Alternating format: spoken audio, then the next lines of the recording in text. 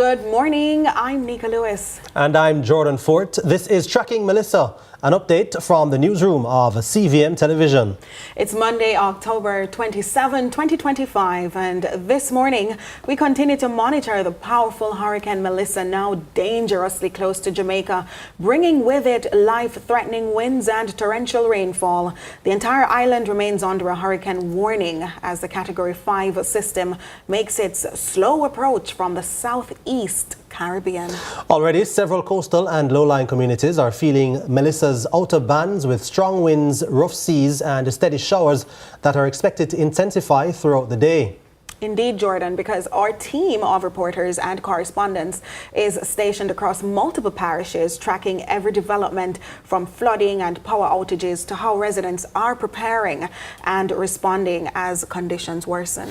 Now, we'll also bring you the latest updates from the Meteorological Service, the Office of Disaster Preparedness and Emergency Management, ODPEM, and other key agencies working around the clock to keep Jamaicans informed and safe. We're also standing by for the government's live update from the Office of Disaster Preparedness and Emergency Management, ODPEM. That is scheduled to begin at 10:30. Which is just a few more minutes from now. But a hurricane warning remains in effect for Jamaica tonight as Category 5 Hurricane Melissa continues to churn south of the island. At 10 p.m., the center of Melissa was located about 205 kilometers southwest of Kingston, or 165 kilometers south of Rocky Point, Clarendon.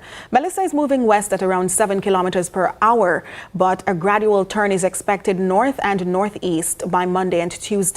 On its forecast path, the core of Melissa could move near or over Jamaica on Tuesday before heading towards southeastern Cuba and the Bahamas. Maximum sustained winds are near 230 kilometers per hour, making it a powerful Category 5 hurricane. Further strengthening is expected, with Melissa likely to remain a major hurricane at landfall.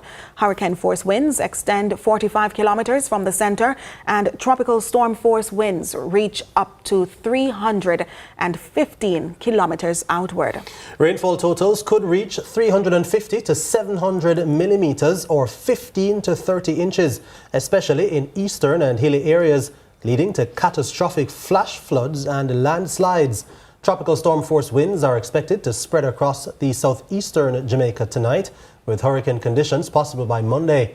A life-threatening storm surge of 9 to 13 feet, accompanied by large destructive waves, is also likely along the south coast late Monday into Tuesday morning. Small craft operators and fishers are strongly advised to remain in safe harbor until conditions return to normal. The Meteorological Service says it continues to monitor Hurricane Melissa closely and urges everyone to stay tuned for further updates. Of course, Jordan, we have Javoy who will be joining us with the latest on Hurricane Melissa. Do we have you now, Javoy? Yeah, I'm here. Perfect. So, Javoy, what's the latest? What can you tell us in terms of the developments since last we spoke? Well, the wind speed has gone up by 5 miles per hour. So the hurricane is still strengthening even as we speak. The system is about getting ready to make that northward turn. We can expect a few wobbles and a slowing of the system before it makes that right hook. And in terms of those Jamaicans who are still watching in certain sections of the country thinking it will not hit me or affect me so much because they are out of the winds, so to speak, what would you say to them now? It's funny because the track of the hurricane takes the core of the strongest winds across central and western parishes, but subsequently this also takes the bulk of the rainfall across central and eastern parishes. So everybody is going to get something from the system. We will all receive tropical storm force winds throughout the day today, going into tonight and tomorrow morning. But the bulk of the rainfall over the eastern and central section of the island where the eye comes ashore, and the strongest winds expected to be just around St. Elizabeth, pushing across the island, then moving across to the north and expecting the system to still exit the shores as a Category 3 or 4 hurricane, and that implications on storm surges across the north, coastline. Javoy, is it reasonable to think that the storm may actually make landfall further west than originally thought? Because it seems that it has been moving further west than the forecast had originally said. Well, the forecast cone encompasses anywhere between Negril Point to about Portland Bight. But the consensus or the average of all the models in the ensemble takes the landfall somewhere around the St. Elizabeth Treasure Beach, Santa Cruz side of the island. But a landfall anywhere within that cone is still a possibility. And in terms of, I've been hearing, Javoy, that a lot of the devastating parts of the storm are to the northeast. Is that an accurate statement? Yes, because the tropical systems, when they move, they tend to have stronger sections of themselves than others. So the system is moving, will be moving towards the northeast across the island. So if you picture it, the hurricane moving northeast and the winds going around the center like this. So when the winds combine with the forward motion of the hurricane, you have an increase in wind speed, and the convergence on that side of the hurricane cause more rainfall. So the stronger side of the hurricane tend to be the right front side of the system, which will be coming across the shores south of the island, St. Elizabeth, Clarendon, St. Catherine, Mandeville, that sections. Javoy, I really want to ask, we recently had a shifting of the plates, an earthquake, some would say, and now we're hearing about potential surges and all of that. Are we likely to face any other related disasters because of this? Well, I expected the question, but I'm not in the train of thought to believe that they're related. The hurricane is separate. The earthquake is a coincidence, but I'm not at liberty to say if we will receive any more disasters within the like a tsunami, weeks. is that likely? Well, I'm not seeing where the threat of tsunami was raised by the earthquake. I could be wrong. I didn't check. I was focused on the hurricane. It was sudden when I was on Twitter and I saw that 6.8 earthquake in the Eastern Caribbean and subsequent aftershocks. But I'm not certain if it produced a tsunami. The plate itself that the earthquake occurred on, the plate boundary, can produce tsunamis, but it's not likely. All right. Javoy, not to scare anyone, but going back to that point about the most devastating part of the hurricane being to the northeast, is it that really and truly with the hurricane making landfall further southwest, that it is probably the worst case scenario for Jamaica, because it means most of the bad part of the hurricane is going to cover almost the entire island? So the worst case scenario is playing out. The hurricane tracked further south, staying over waters for longer. And then when it makes that northward turn, expected to be more west than previously thought. Now this puts the most dangerous part of the hurricane, the northeast quadrant, pretty much dead smack across central Jamaica, western Jamaica, and like I said, the storm surges pushing water with that onshore wind right off the eye, pushes most of the storm surge onto the coastline south of Jamaica. Right, and you said that it added 5 miles per hour in terms of wind speed since we last spoke. What is it? What is the wind speed now? It's 165 miles per hour. Javoy, can you give us a kind of a comparison? I don't know. Give us some reference point. What are we looking? What are we to brace for?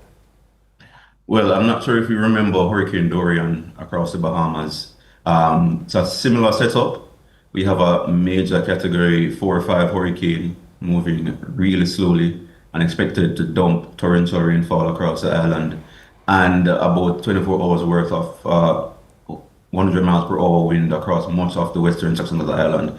So it's a grim picture. I try not to be doom and gloom about it, but the reality is that the longer the system progresses, the more the days the day progressed, the less likely it is to avoid a landfall. The cone is thinning out the closer the system gets to the island. So it's pretty much imminent at this point. How far is it now from the island? How far is it from Kingston now? About less than 100 miles southwest of Kingston. Once it makes that north turn, expect the system to be closer and closer and the core of strongest winds to start encroaching on the south coast of the island. Already we're seeing that on-flow wind now that the system is towards the southwest. On-flow winds pushing the showers across St. Thomas, Kingston, and St. Andrew, Clarendon, Manchester. Expect the showers to intensify later on today, and then the winds to pick up progressively throughout the day. What time frame are we looking at for this thing to make landfall? Landfall looks about Tuesday morning, so it could be early Tuesday morning, in the wee hours of the morning, or as late as 8 a.m. All right, thank you so much for that update, Javoy. Of course, we will be chatting to you a lot throughout the day and over the next coming days as we continue to track Melissa. Indeed. Okay. But right now we have Marlene Malahoo Ford on Zoom. She's a member of Parliament for St. James West Central. Welcome, Mrs. Malahoo Ford. Mrs. Ford? All right, so we are awaiting Mrs. Ford. Yeah, but we want to hear what's going on understand in St. James, of course. And, Yes. you know, in speaking with Javoy a while ago, Nico, the we western heard that end of the island. is in specific danger, at least Yes. at the outset for landfall. But of course, we don't want to necessarily try to say that it's going to be concentrated in one particular No. area. The entire island is going to be under feeling the attack. wrath of this storm. You know, when I think about a hurricane, my point of reference, Jordan, is, well, I understand my point of reference is back to St. James West Central because we have MP Malahoo Ford again with us. Welcome, Mrs. Ford. Jordan is understand my point of reference. Mrs. Malahoo Fort, are you hearing us?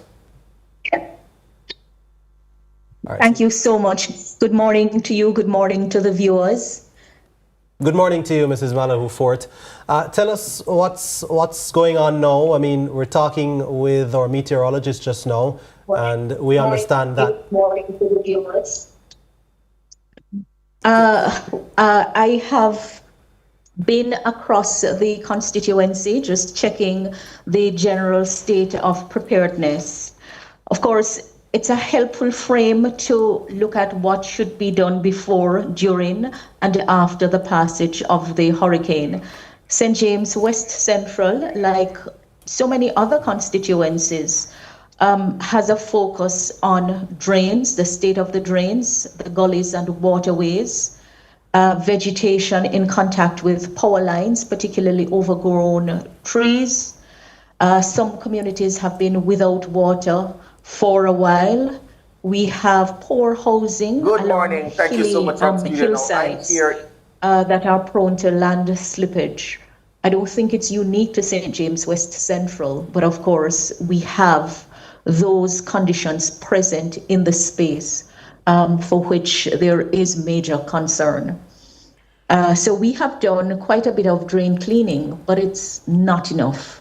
And I have been saying that we have to get to the place where we do routine maintenance of the drain. With the heavy rainfalls coming more and more, the vegetation is going to grow. With a bad habit of disposing garbage in the waterways, the drains are going to be clogged more frequently. So I'm really looking forward to our getting to a state where we set a schedule of what needs to be done before the start of the Atlantic hurricane season. Mrs. Malahoo Ford. There's a lot of information that is passing around. So I hear constituents saying that they are sometimes confused about where to look for information. Some people use the opportunity for mischief, misinformation. But overall, we are as prepared as we can be, hoping that we could have been a little better prepared with a lot more of the minor drains cleaned. Mrs. Malahoo Ford, let's talk vulnerable communities within your constituency. How many do you have and what are they? So St. James is a hilly parish. We know we have the flat area towards the sea. So if I start from my border with Hanover. That's right on the Great River. All of the community on the hillside. We have Tower Hill, we have Moy Hall, we have parts of Guava Walk, we have Kingate, we have Claridge Hall, we go right back to Wilshire. Then we have the Bogue Belt, we have up on the Bogue Hilltop, very top. We have Bogue Heights, we go all the way back, going towards Granville itself, somewhat elevated. A lot of the spaces are on hilly terrain going right back to Pitford. Then we have Pitford Heights, what's called Hilltop. Yes. So we do have a fair deal of hillside communities. Many are informally settled, some parts are formally settled, and the quality of the housing varies significantly. We have people who occupy the drainway along the Tucker Main Road. And the Tucker Main Road is a massive drain.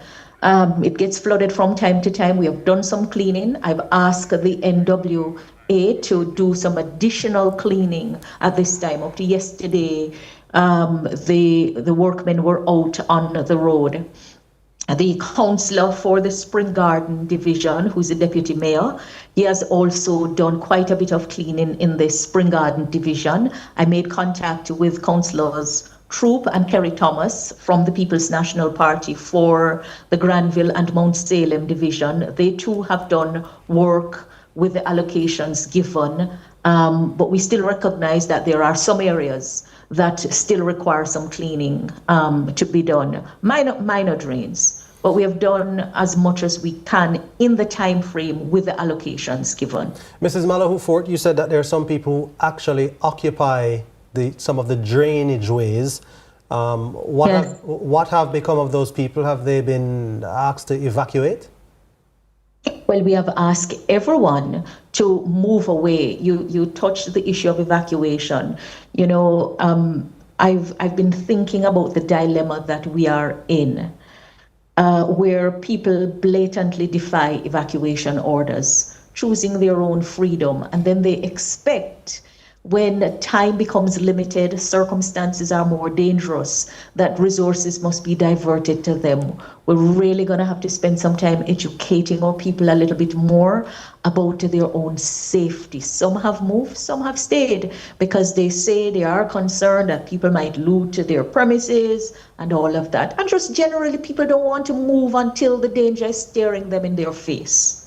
Just really unfortunate. The other thing I must mention, and I tweeted about it, is that when I checked in with the fishermen who operate out of the Spring Garden Fishing Village, they shared with me that they had seen numerous sharks near shore, big sharks. And in fact, one reported contact with their fishing net, that as they were pulling in, the sharks were pulling them back out. And that is of concern to me, because we know our fisher folks like to stare danger in the face. Those at the Spring Garden Fishing Village reported that they have taken their vessels in, but they are quite concerned about the sharks that have come in near shore within a 50 feet, 40 feet of the shoreline. As they should be. Well, thank you so much, Mrs. Malahoo Fort. We definitely will be keeping in touch with you throughout the course of the day into the rest of the week. So be on standby, please, and be safe. If you just allow me, I know that all of us who have to deliver the services to the people are also at risk. So please be safe. Please be safe. Thank you so much, and you stay safe as well, as I'm sure you'll be active and working to keep the constituency safe. We don't have a choice. Sometimes constituents don't believe that we also have our personal families to attend to. They expect us to be right there in the face of the storm with them. We're doing the best we can. Thank you so much, Mrs. Malahoo Fort, MP for St. James West Central. Now, as we continue to track Melissa and cover the entire island, Nika, we have Akeem Orrit in Clarendon, who is going to be providing us with the latest from that particular parish. Good morning. Thank you so much from studio. Now, I'm here in Mapen, Clarendon, where it has been raining since morning. We're getting strong gusts of winds. especially those in the low-lying areas. We saw where the water is coming in. You know, houses are already flooding out, especially those in Portland Cottage, Rocky Point, and the surrounding areas. Now, emergency responders, they are evacuating persons from those communities and putting them in the very technical shelter. That's the main emergency shelter for Southeast Clarendon, where Minister Pernell Charles Jr., he's the Minister for Labour and Social Security and also the MP for Southeastern Clarendon. He's assisting persons in moving them to those shelters. Now, I'll be in Rocky Point and Kempshill for the rest of the day, so I'll bring you live updates as the day progresses. Reporting from Mapen Clarendon, I am Akeem Oret for CVM News. It's back to you in studio. Akeem out there in Clarendon, but we have Omari Wilson in Treasure Beach, St. Elizabeth. Thank you, guys. So I'm here at the Black River Market in St. Elizabeth. Now, vendors are here. They're trying to earn as much as they can before Hurricane Melissa actually hits the island, while some other vendors are also taking the necessary precautions to take their produce to a safer ground. I spoke with 2 residents and vendors here at the market, and this was what they had to say. And I'm moving out the stuff then because the storm is very serious. So I am trying to get safe because I don't want to be here when it comes. Yeah, so I want the whole of St. Elizabeth people to get safe on what they are doing. Me tie down my barrel them, my clothes them, tie down my mattress, you know, and them thing there. I come out here an hour, I go pull up. I'm gonna tie down and I'm gonna pack up the things them properly. That's the best thing. And put them on there. Come out here, make a dollar, I can go pull up some jug. I guess, you know, see them over here, so. No packing house, no there when the people them goods ready, you go pack up. Take them from the people them and go store them up that they can sell back locally to be or something. You know how much people crap are go down right now? Jordan, I heard about sharks, crops, all of those things. And yet I still had a friend this morning with whom I spoke, and she said she doesn't think the storm is coming. Yeah, you know, there's kind of a dissonance, Nika, because, I mean, up to when I was coming here this morning, it was raining, it was light showers, the sky was completely overcast, and the wind was on and off. There were a few strong enough winds, but I think that because people aren't seeing anything to suggest hurricane yet, yes, they're a bit confused and they start to become a bit doubtful about this particular system. But what has actually kind of given me even more reason to pause, really, is that particular, there was that calm period, especially yesterday. That eerie from calm. About Friday into Saturday and all through the weekend. We've noticed I didn't see even a leaf blowing. Exactly. I didn't see a leaf blowing. And that particular type of calm suggested to me that something is wrong. There's some significant weather system out there. Even if I was to be a non-believer in what the experts are saying, but it just felt eerie. It just didn't feel right, and I felt it even up to this morning as well.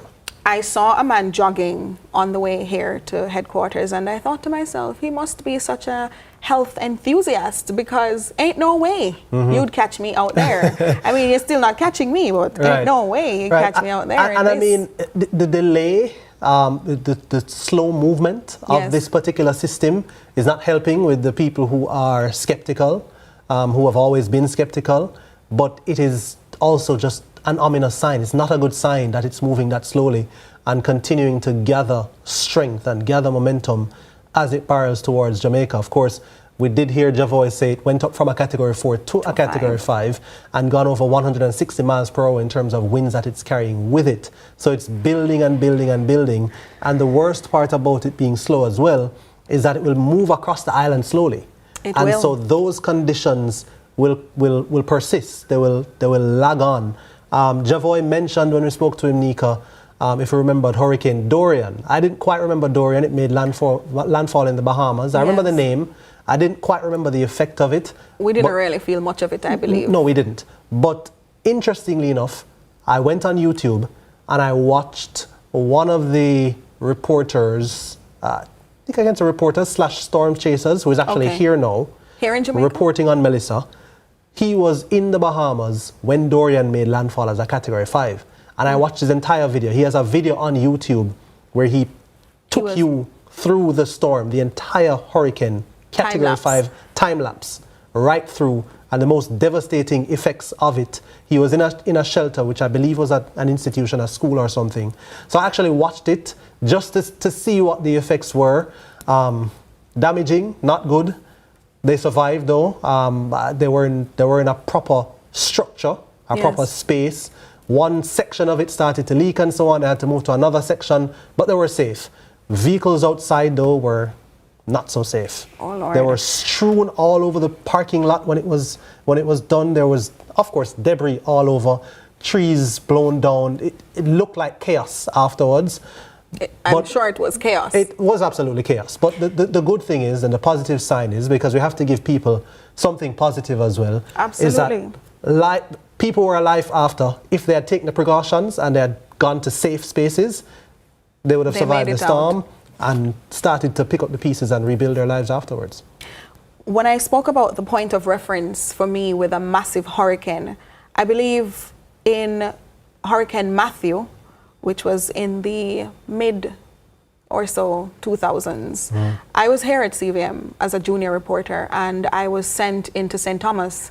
I remembered going into St. Thomas and thinking, this is so exciting, this is going to be fun, and I can't wait to see the sea rising, I can't wait for all of that.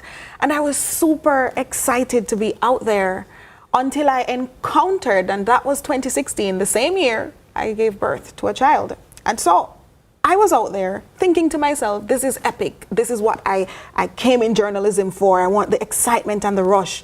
When I got to a section of the parish where they had, I believe, Poor Man's Corner, was it? Where there's a sort of a fall, and the beach, the sea rather, because there was no sand, it was just boulders. And I saw how rough the waves had gotten. I started rethinking my whole choice. I was thinking, this is not what Wayne and Tracy paid for. I'm thinking I need to head back to Kingston. And on our way back, there was land slippage. There were communities that were already being marooned and all of that. And I'm thinking that for me was a point of reference because I was out there. I helped a man at one point on the Harborview Strip to evacuate his house because he was hoarding bottles, plastic bottles, and he said he would not leave the bottles. It might seem nonsensical to many of us who don't hoard things, but to people who value what they're hoarding, that was his whole life work.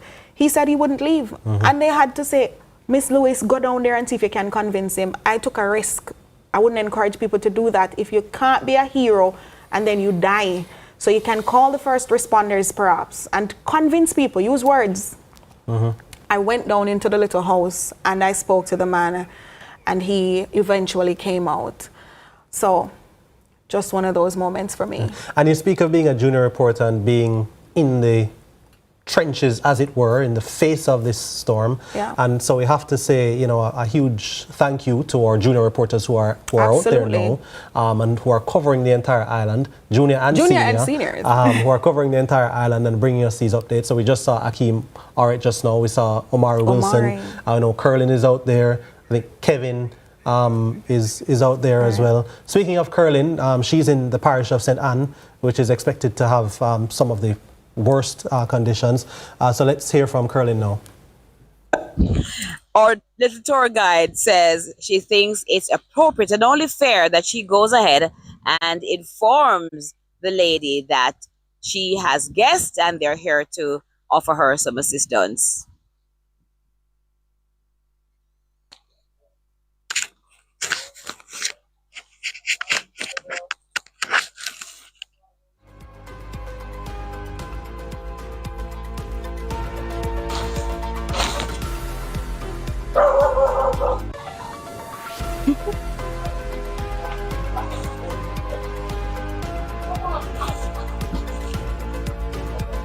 I realize Miss Idle has everything in here. She's protecting her.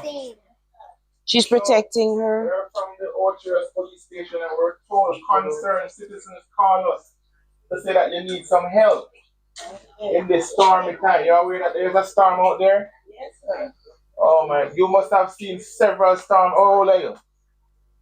Yes. You must have seen several storms already, don't you? Oh my God. Well, we hear that you need some help for this one though. Yes, there's water all over, Miss Idell. You can't come off the bed. Miss I right. So how, oh my God.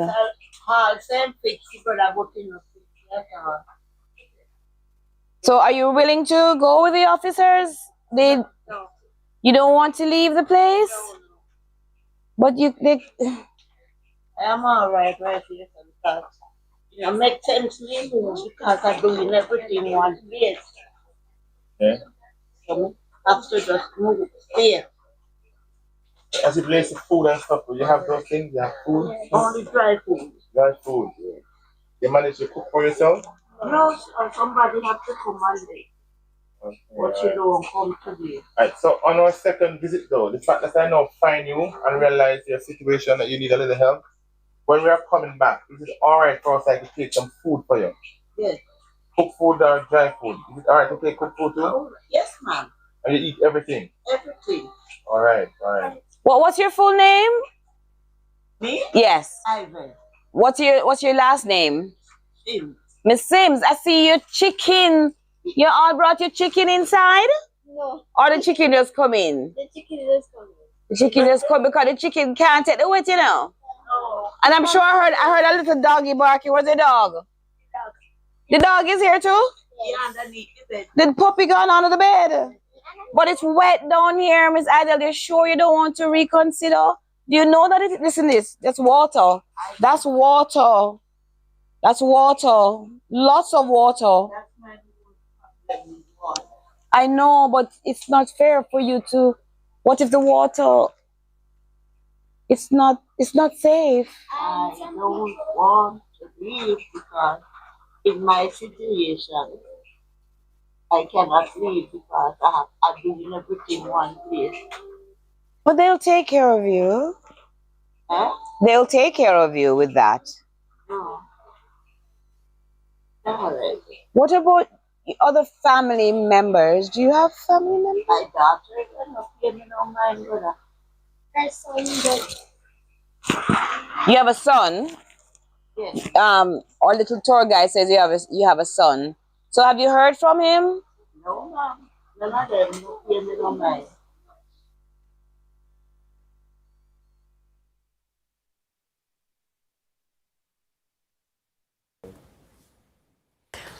Yeah, real life situation, Nika, happening out there in St. Anne, of course, Curlin covering the ground there. You know, it brings to light again something Mrs. Malahoo Fort said, MP for St. James West Central, and the Prime Minister, whose address we will hear. He addressed the nation this morning shortly. We'll hear that shortly, about evacuation. And the question is, how do you, I guess, get people out of these dangerous situations? We're going to have the latest... From the media briefing. From the media briefing, actually, to hear what the Office of the Disaster Preparedness and Emergency Management has for us. So we're standing by for that. We'll bring that up as soon as we get it. But of course, sometimes you have to save people from themselves. It's a cliche. I did say that about that point of reference. Mm-hmm. People who are connected to their spaces, they don't necessarily see the reason to leave, but the authorities have to be forceful sometimes. All right, we do have that media briefing now. Let's get the latest. Updates also. With us, we also have Minister Robert Nesta Morgan, who is our minister that's responsible for works. He's been out there working to clean drains, gullies, and supporting our communities across this country. He will give you an update on the status of all of that. And of course, we have our team from ODPEM. They are the focal point for this. We are now in ODPEM's office. The Emergency Operations Center is live downstairs. Hopefully later on we can send you some images of what's happening there. We have teams that work throughout the night. They're working 24/7 monitoring what's happening across the country. We have reps from all of the key agencies, including the security forces and also the JDF there. So we are really getting prepared. Don't worry, your government has done the work and we're here to report on what has been done and to take your questions this morning. morning. So without much ado, we know the entire country is waiting for the man of the moment, Evan Thompson, or ever faithful head of the Meteorological Office in Jamaica, to give us an update on where Hurricane Melissa is and when we should expect to start feeling the effects of this hurricane. Evan? Thank you very much, Minister Morris Dixon, and good afternoon, good morning to everyone. Good morning, especially to our ministers who are in attendance, and of course, all the distinguished persons who are here, including, of course, you, the media, and the members of our public. I want to say that this has been a long journey, but we are in for the run. We are about to be impacted even more by a hurricane that is a major hurricane moving over the waters of the Caribbean Sea. If you take a look at the image that is being projected, I believe that most of us are able to see this, but it shows that the center of the hurricane is now some distance, over 100 miles, to the south of Jamaica. It is south really of one of those points along the coast of St. Elizabeth. So it is really in that general direction, which would signify that it is closer to the western end of the island than to the eastern. You know, there's a common feeling that if it reaches there, that means the eastern part is free of all folly and will not experience anything that is related to this hurricane. But I would like to tell you that that is not really the case. We go from 1 to 5. Any stronger than that is still a category 5. And so it is at the strongest category that it could possibly be. The system, yes, it could gain additional strength, but it will still remain a category 5 hurricane. Now, it is just about at the point where the projected path of it will indicate that it will move closer to the island. Over the past many hours, it has been moving directly west, which means that the latitude has remained the same. It has not moved any further north or dropped to the south. It has stayed at the same latitude, continuing westward over the waters south of Jamaica. So we will show you the chart of how it's moving in a little while, but let me show you what our radar image is projecting as well. The Doppler radar in Jamaica is showing that there are numerous showers associated with the system.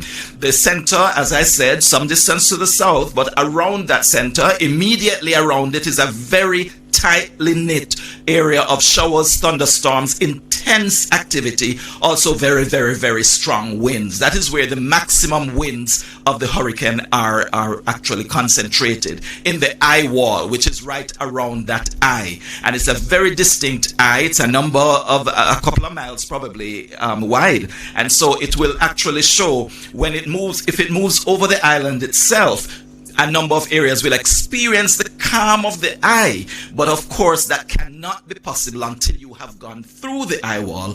And again, after the eye passes by, you have another aspect of the eye wall to go through as well. But this picture shows that the system is generating lots of showers right around it. There are bands of rainfall that extend some distance from that eye. And here we see many of those bands also extending across sections of Jamaica.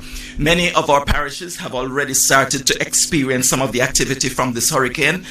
A number of parishes have experienced rainfall, mainly light to moderate, but in occasions it has been heavy rainfall.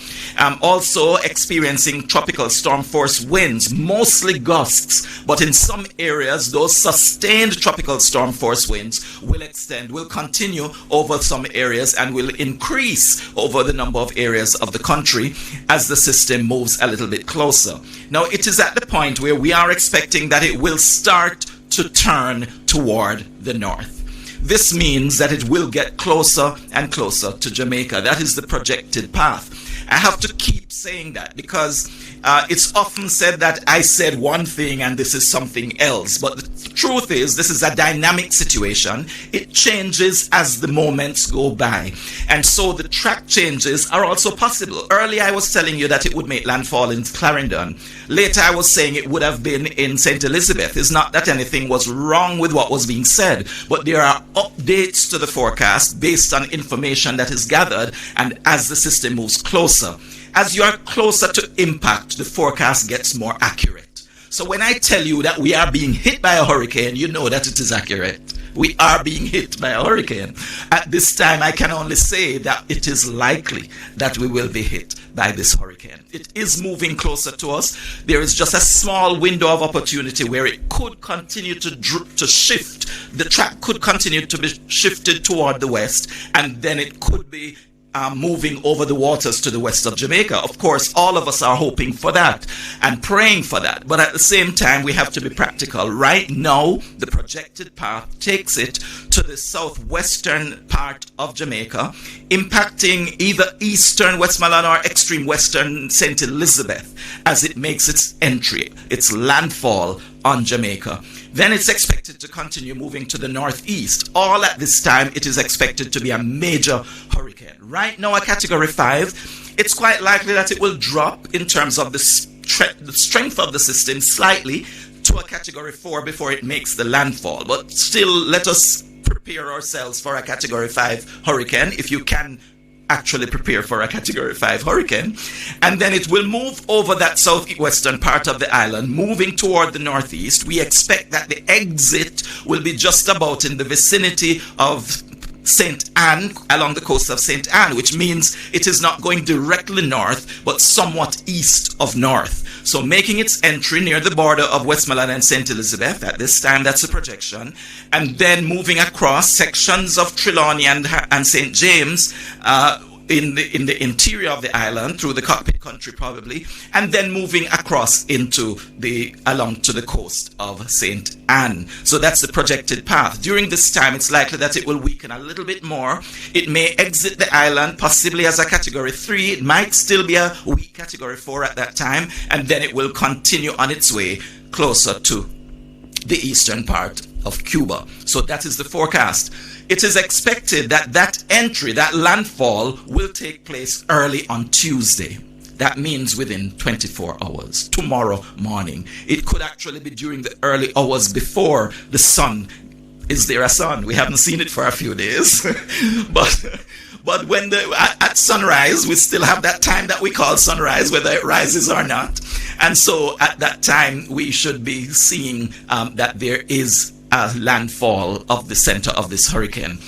A landfall means, yes, that the center is moving across the coastline, but it also means that the areas around that coastline are going to be most impacted. Around that eye will be most impacted. So parts of eastern Westmoreland, parts of western St. Elizabeth, and then surrounding areas of those moving as it continues to move, the closest areas to that center will get the greatest impact. We'll get the strongest winds reaching hurricane force. So hurricane force winds are expected over parts of Westmoreland as well as St. Elizabeth. The extent of hurricane force winds is just about 80 kilometers, I believe, because it's about 40 on either side of the center. So that's the extent of hurricane force winds. Depending on where that center is, you can measure whether your area is likely to experience it. But of course, there is some shift in exactly where that landfall will take place. Then the tropical storm force winds extend a much greater distance and should cover the entire island, or most of the island. To the east will be impacted by tropical storm force winds, even though the center is not moving across your area. So if you think that you live in Kingston and you will not experience the eye, and so you are free from fear or worry or concern, I don't want to encourage fear or worry, but I do expect you to be concerned about what is taking place. If you think that you are free from that, think again, because the heavy rains will also affect you. The strong winds reaching tropical storm force could still continue to affect you as we go through the day on Tuesday. That's all the way through tomorrow. The exit of this system is likely to take place in the evening hours on Tuesday as well, so it's not expected to remain over the island until Wednesday, because there will be a slight increase in the wind speed, in the direction of in the speed of movement of the system. Right now it's still moving at only about 6 or 7 kilometers per hour, but it should pick up a little bit as it is moving across us, and so we expect only about 6 to 8 hours as it moves from the south coast to the north coast. The rainfall is what is being shown. The projected rainfall is what is being shown on this chart that you're seeing here. This is showing that you could have anywhere up to 30 inches of rainfall over much of the country. And that includes all central parishes, it includes eastern parishes, and to some extent, some sections of western parishes could see that. If you're in hilly terrain, you should also look out for even more rainfall, because in hilly terrain, the rainfall amounts are expected to be higher. Of course, we expect that you will have a lot of flooding from this. And you can see on the picture that all of the island will experience even up to 20 inches of rainfall over sections of your area. So if you are in a flood-prone area, anywhere across the country, you can expect that flooding is going to occur as long as the system moves in the direction that is projected. Landslides are also a very real possibility and likelihood, because as the soil is saturated and as the soil is loose, we are expecting that we will have landslides as well. Moving on, this picture shows a little bit about the storm surge that is expected. And there are some areas that are being highlighted where we see in the Black River area, that is where the highest likelihood of storm surge is at this point, based on the current projection of the track. The center should be just west of there, and therefore they would have the greatest likelihood of experiencing higher storm surges, getting up to like 16 feet. That's a possibility, or 14 feet, I should say, in that area. As you move along the coast, of course, there are some areas that might not be impacted significantly by storm surge, especially if you don't have a gradual slope onto the land, but you might have a cliff face. But if you're moving into the Portland Cottage area, Salt River area, because you're in that little inlet, you also have a strong likelihood of experiencing some storm surge. It would not be as high as experienced over in the west, but you should also look out for some surge occurring in those areas of Clarendon and going into the Old Harbor Bay area. That's a possibility. Also in the vicinity of, as we move closer to Kingston, as St. Catherine as you move from across the border from St. Catherine into Kingston, St. Andrew, along the coast, could also experience some amount of storm surge. And that is basically it in terms of the technical aspects of this presentation. I just want to encourage all of us to have faith in this time, believe that we will get through it, and we will get through it together. Nobody is on their own. If you feel that you're on your own, reach out to somebody. And if you see somebody who is alone and who seems very depressed at this time, seems very anxious, please reach out and offer some words of assurance, because this is not the end. It's the end of my presentation, but it's not. But it is not the end of our time here on this earth. We will move past it, and it's not all doom and gloom. The good news is that we can still hope for that shift in the track toward the west that would take the center off the coast of the island. So I'm leaving you with that last message. Thank you. Thank you so much. Thank you, Evan, for that update. As usual, I'm going to take the questions for Evan. If anybody has any questions, we will get back to more questions at the end. So I just want to check if anybody has any questions. All right, over there. How are we going to get the microphone over to you? And please say your name and introduce which entity you are with. Mic check. You hear? Oh, you can. You hear me. Okay. Morning, everybody. Mahiri Stewart, Nationwide News here. Question for Mr. Thompson. In terms of the system's movement once it hits Jamaican terrain, in the event of a landfall, so it leaves the waters and it reaches our terrain, the hilly terrain, the valleys, all the different characteristics that we have, how will it reaching landfall affect its movement as it goes across the country? Thank you for the question, Nationwide News. What happens when a hurricane moves off the water is that it loses its main source of energy. The warm sea surface temperatures is what really fuels these hurricanes. That's the primary thing that fuels them. When they move over land and there is no source of water, they tend to plateau or start to weaken. If there is a lot of friction on the land, if it's not just flat land that they're moving over and there are lots of hills, that also helps in kind of weakening the system. So that's why we often see systems moving from the east when they move over Haiti and the mountains of Hispaniola, that they tend to weaken significantly. Over in the western end of the island, although there are hills, they may not be significant to weaken that much. So there will be slight weakening, but we do expect that the system will still be a major hurricane when it exits. Hope I've answered. Okay. All right, we're going to continue then. I'm not seeing any other questions as yet. And just to all of our students who are watching, you heard some concepts from your geography class, longitude and latitude. Your teachers weren't just teaching you things for teaching you sake. They actually have relevance. You heard Evan using them. And so I'm hoping parents, if you don't know what Evan was talking about, ask your students, your children. They should know. We teach it in school. So we're going to be moving on now after having heard that very sobering assessment from Evan Thompson about this Cat 5 hurricane that is coming towards Jamaica. It's projected to come to Jamaica and will come across the country and will exit Jamaica still as a major hurricane.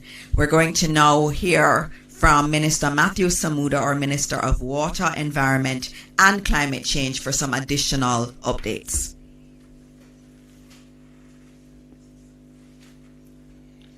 Thank you, Minister Dixon, colleague ministers, heads of agency, PS, members of the media, Jamaican listening and watching at home.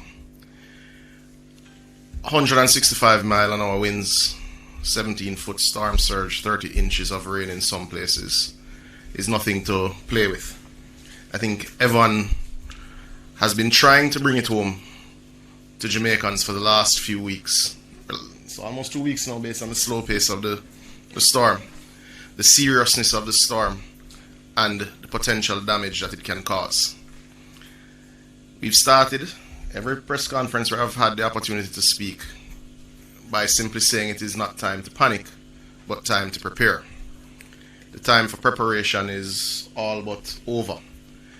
The time now is to listen to instructions, certainly if you're within any of the areas for evacuation, and to listen to reputable news sources, certainly the Met Service, JIS, OPM, Prime Minister's accounts, the Ministry accounts, because we're already seeing a lot of false news going around, areas that are said to be flooded, which are not flooded, which can hamper evacuations and can hamper people trying to get out of harm's way.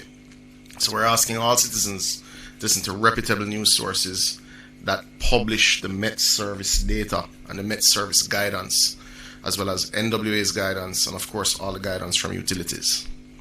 Moving into our utilities, and certainly NWC, to which I have responsibility for.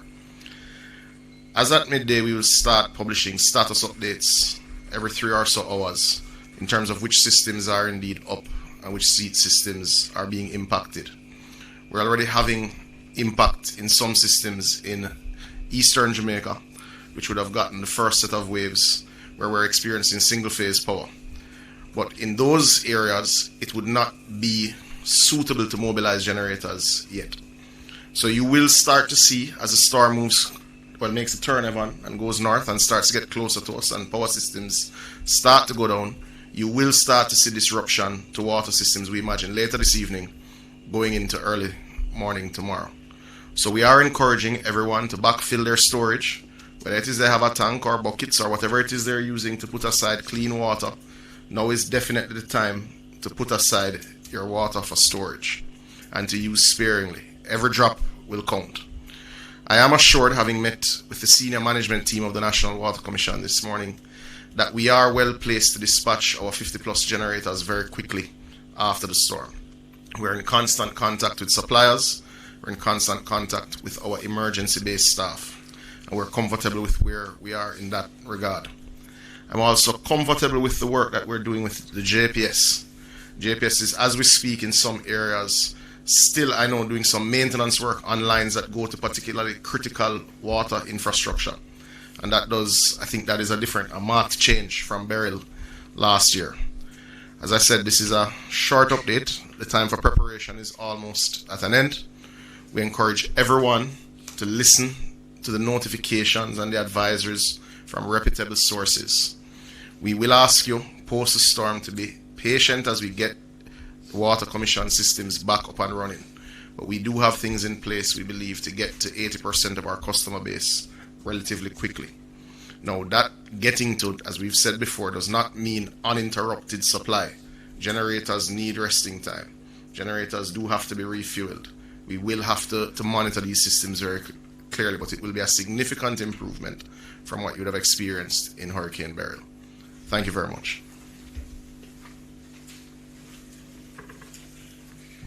Thank you, Minister Samuda. We're going to be going to Minister Morgan now, who will update you on the work that he's been doing with the NWA to prepare us for the storm. Minister Morgan. Thank you very much, Dr. Morris Dixon, and thanks to the team here at ODPEN, members of the media. I see JSIF. I also see Minister Mackenzie, Minister Vaz. The National Works Agency, through its Emergency Operations Center, has so far received 15 reports from across the island. These reports include fallen trees, rockfall, down power lines, and landslides. We have responded and removed the impediments and repaired, or reopened rather, all but one of the roads that have been blocked. And we're actively working to reopen the one that is currently blocked, which was impacted by fallen trees. And I think this one is in St. Anne's Bay near the roundabout. We continue to urge people to exercise extreme caution if they have to be outdoors at this time. Rock falls are an imminent threat. We have seen this along the Little Bay Main Road in St. Mary, and there are other places that are susceptible to this kind of situation, so we urge caution. We've done quite a bit of work across the island in terms of drain work mitigation, and several critical drains across the island have been impacted, have been targeted, and we will continue as long as it's safe to do so. So you would have seen even yesterday we had a front-end loader in the Sandy Gully trying to continue to create a pathway for the water to move to the sea. On Thursday we also started work on the channel to the sea in the Sandy Gully, and this section is critical, and I want to explain a little bit as to what we have done at the Sandy Gully. We were in the process of planning a massive rehabilitation of the gully, also a massive desilting program for early next year, but the hurricane did not acquiesce to our timing, and as such we had to move very quickly to the urgent work. The most important thing that we are trying to do is, one, protect the lives and property of the people who live adjacent to the gully past the bridge near Seaview Gardens, and two, the bridge that is on Spanish Town Road, which is a very critical bridge. It connects to the ports. As I said before, it connects to Jamaica's most important health facility, KPH, also Bustamante Children's Hospital if you're traveling from that side. So it's very important that we not allow that bridge to be damaged if the hurricane does inundate that area. We've removed 500 loads of silt from under the bridge or in the vicinity of the bridge over the last 5 days. Some persons are saying, well, we should clean all the way to the sea. That is 1.5 kilometers from the bridge to the sea, and it is 37 meters wide. If that section that we cleaned was 500 truckloads of silt, think about how many trucks and excavators and backhoes and front-end loaders would be required to remove 1.5 kilometers of silt with a width of 37 meters, a couple thousand trucks. So we have done as much as the engineers have said we can do at this time to create a pathway under the bridge so that water can flow. Based on what we have done, the bridge is safer, the flow is no longer compromised, and while we have done much work to mitigate the impact of the impending hurricane on our infrastructure, we want to appeal to the public, and I know Minister Mackenzie has done so, and Minister Samuda has done so, Minister Vaz. Do not interact with infrastructure that you think is compromised. If the bridge looks shaky, do not attempt to go on the bridge or across the bridge.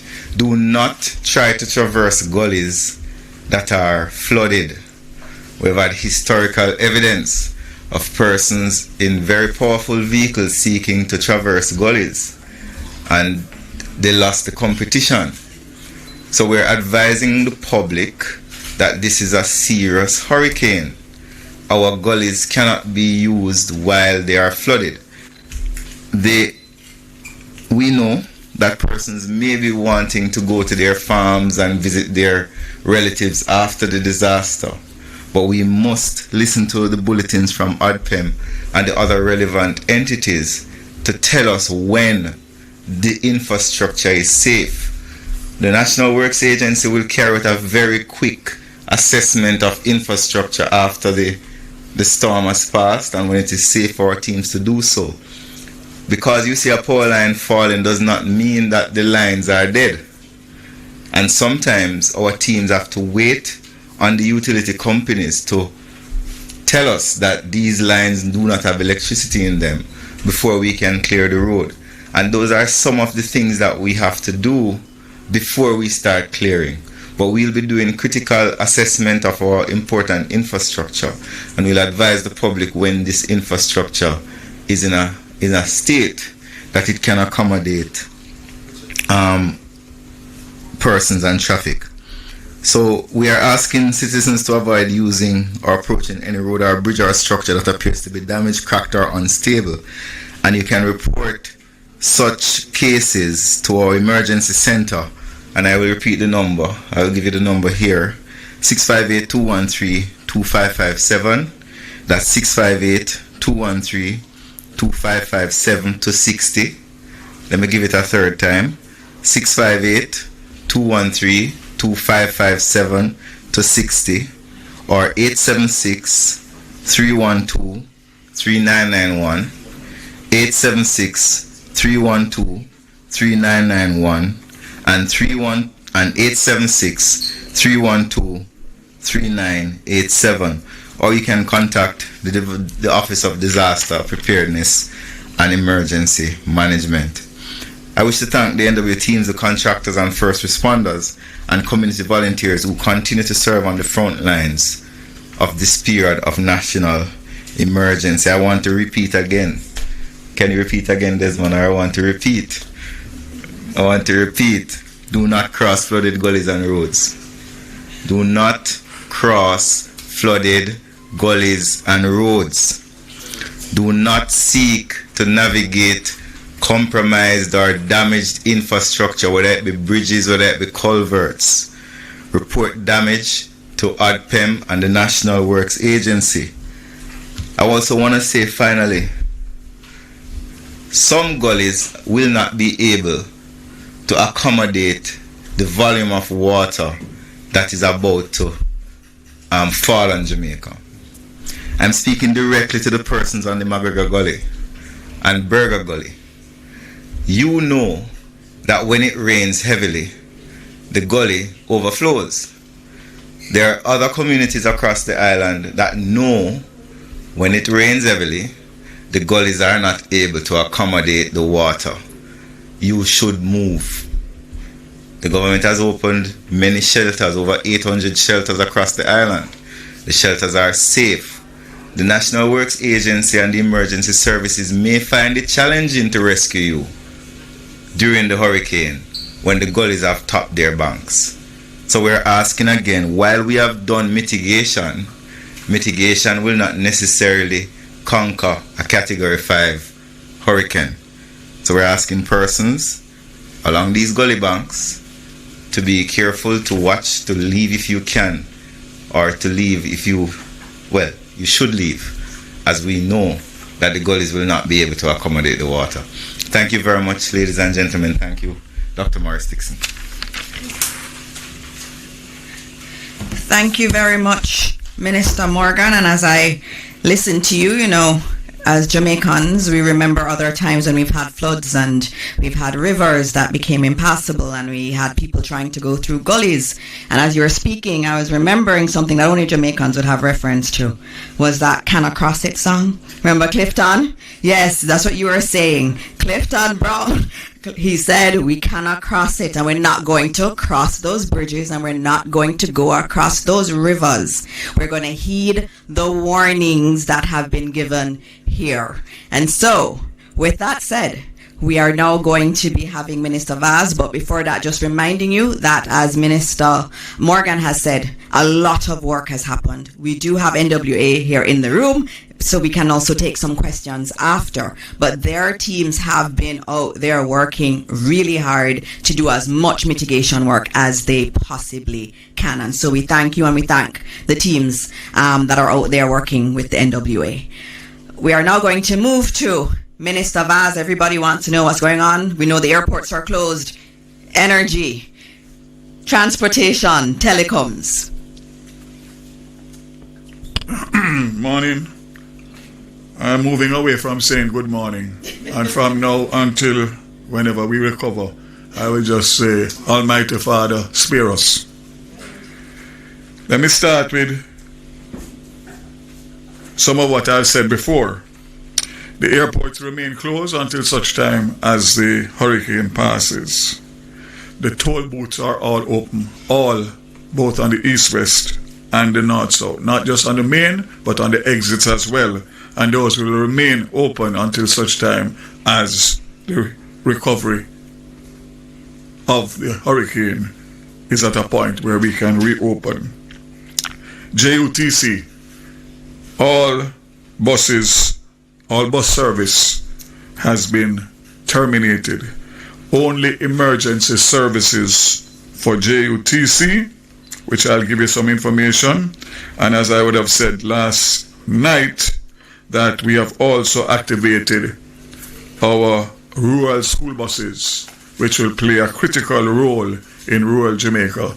We have over 60 school buses that are in all parishes, across all parishes. So those will be utilized, save and except for the fact that because of how they are designed and their weight, in muddy conditions, they will tend to sink.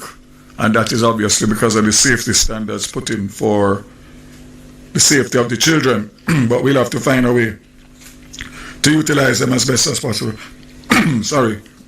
So, JUTC, as I said before, regular services are suspended until it is safe to operate. JUTC is in emergency response mode with teams on standby for evacuation at Rockfort, Spanish Town, Portmore, and all 5 rural school bus regions. JUTC has responded to several calls for evacuation since Saturday. Unfortunately, only 103 persons have been evacuated. And that includes up to today. The figures for today, including today as of 11 o'clock, is 148, sorry. So there has been an uptick, but way, way beyond what is required for a Category 5 hurricane. Only 1 person in Port Royal, 42 in Tower Street, Raytown, 15 Rocky Point, Portland Cottage, and Parity and Sandy Bay, 55. I want to make an appeal again that take everyone at his word, regardless of where it enters and where it exits. There is going to be massive flooding as a result of the surf that is going to require persons to relocate from their existing locations. So again, I can only add to the call, but advise you to listen to the government and listen, or should I say, if you don't want to listen to the government, listen to Evan.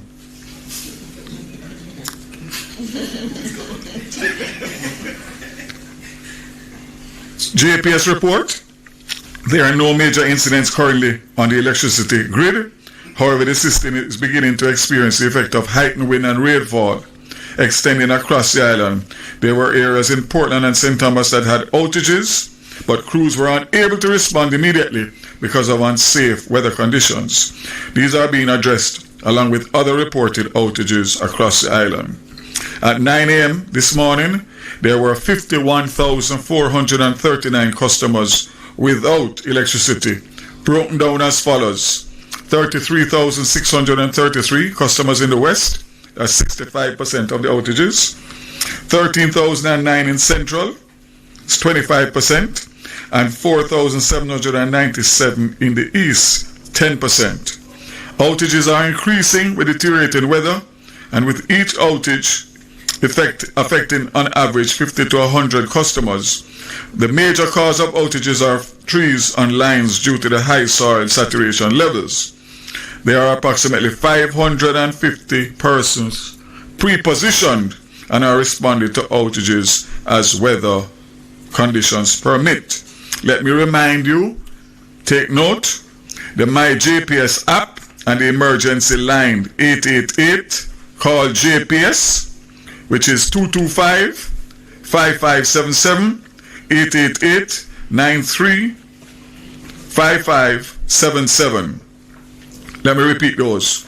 225-5557, 888-935-577. Also, My JPS online on all social media platforms.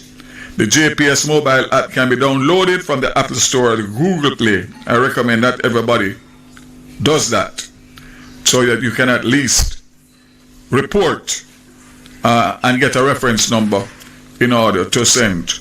So let me say once again that we continue to monitor.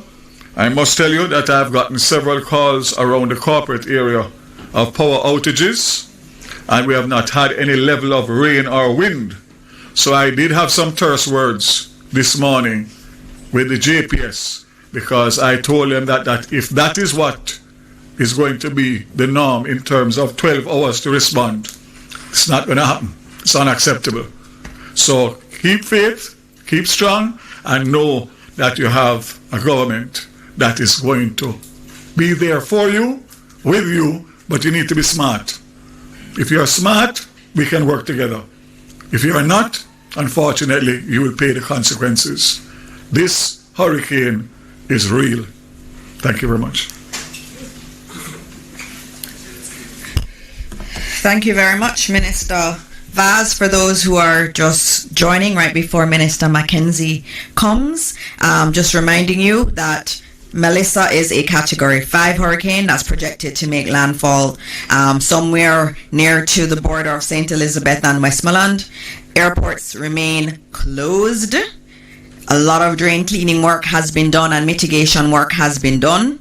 Evacuations are being done through JUTC. JUTC has been there with the buses waiting to evacuate people, but many are not going on those buses. And so we urge you to evacuate now. Evacuate today because the conditions will deteriorate. You also heard that there have been some outages across the country in terms of electricity, and a lot of that has been related to trees on lines due to the saturation of the soil. And we'll give you the updates again, the key points for you to remember at the end of this. And so now we're going to hear from Minister Desmond Mackenzie, or Minister of Local Government and Community Development, and Minister who has responsibility for ODPEM. I'm wearing an ODPEM pin now. They just gave me a pin. I'm apparently now an honorary member of the ODPEM team, and I'm very happy to be a part of this team. You're all doing a fantastic job, and thank you. So, Minister, please join us.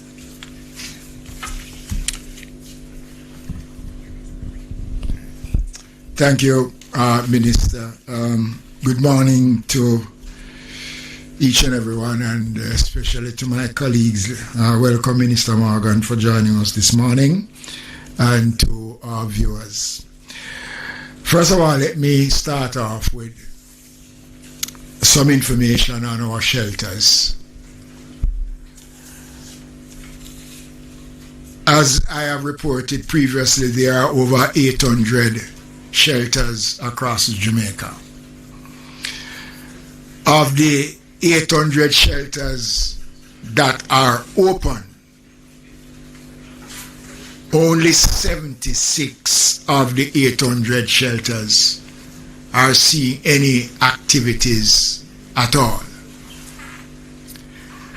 The number of persons so far, the up-to-date information that I have in my possession, which was presented to me based on the networking that we have been doing,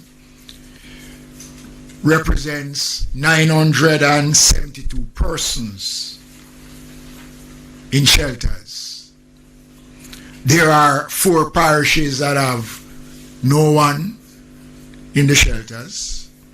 Clarendon has the highest number of persons so far, 311, followed by St. Thomas with 227, and Kingston and St. Andrew with 179.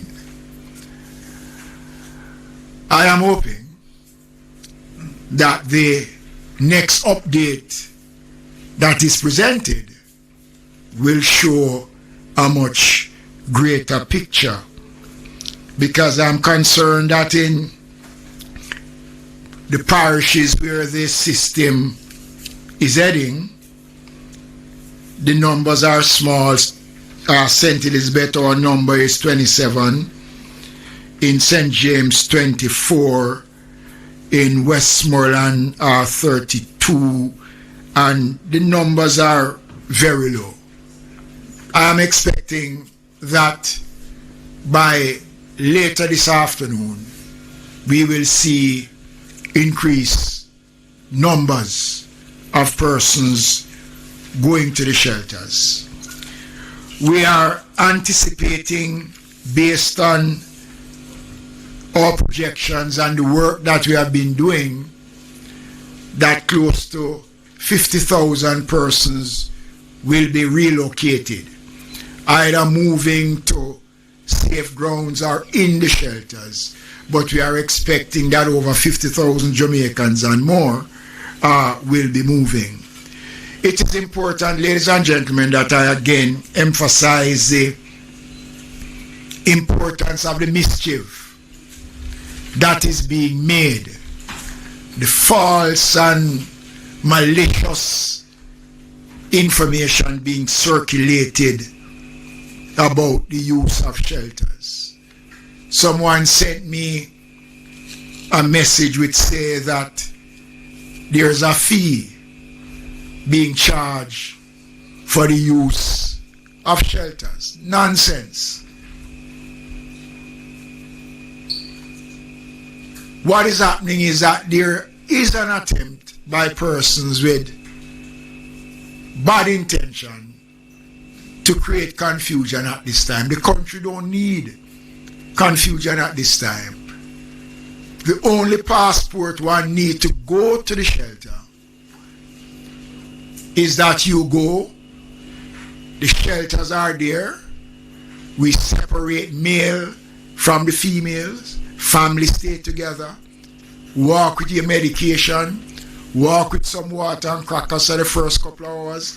But once the centers are activated in a way, there is nothing that those persons who are in the shelters will be denied of. Again, I urge Jamaicans not to listen to misinformation. It is bad at this time for us to be getting this kind of information. We still have some challenges with some of the persons on the streets, the homeless. On my way here this morning, I passed about 6 of them with their cell phones doing TikTok. I want to make it clear. The mandatory order has been signed and is in effect. Let me advise the public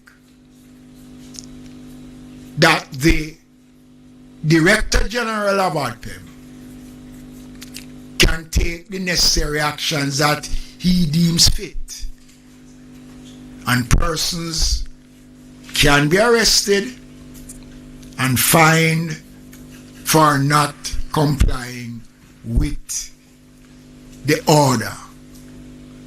We don't want to go there. Evan was here earlier on and he explained the challenges we face from water, wind, lightning.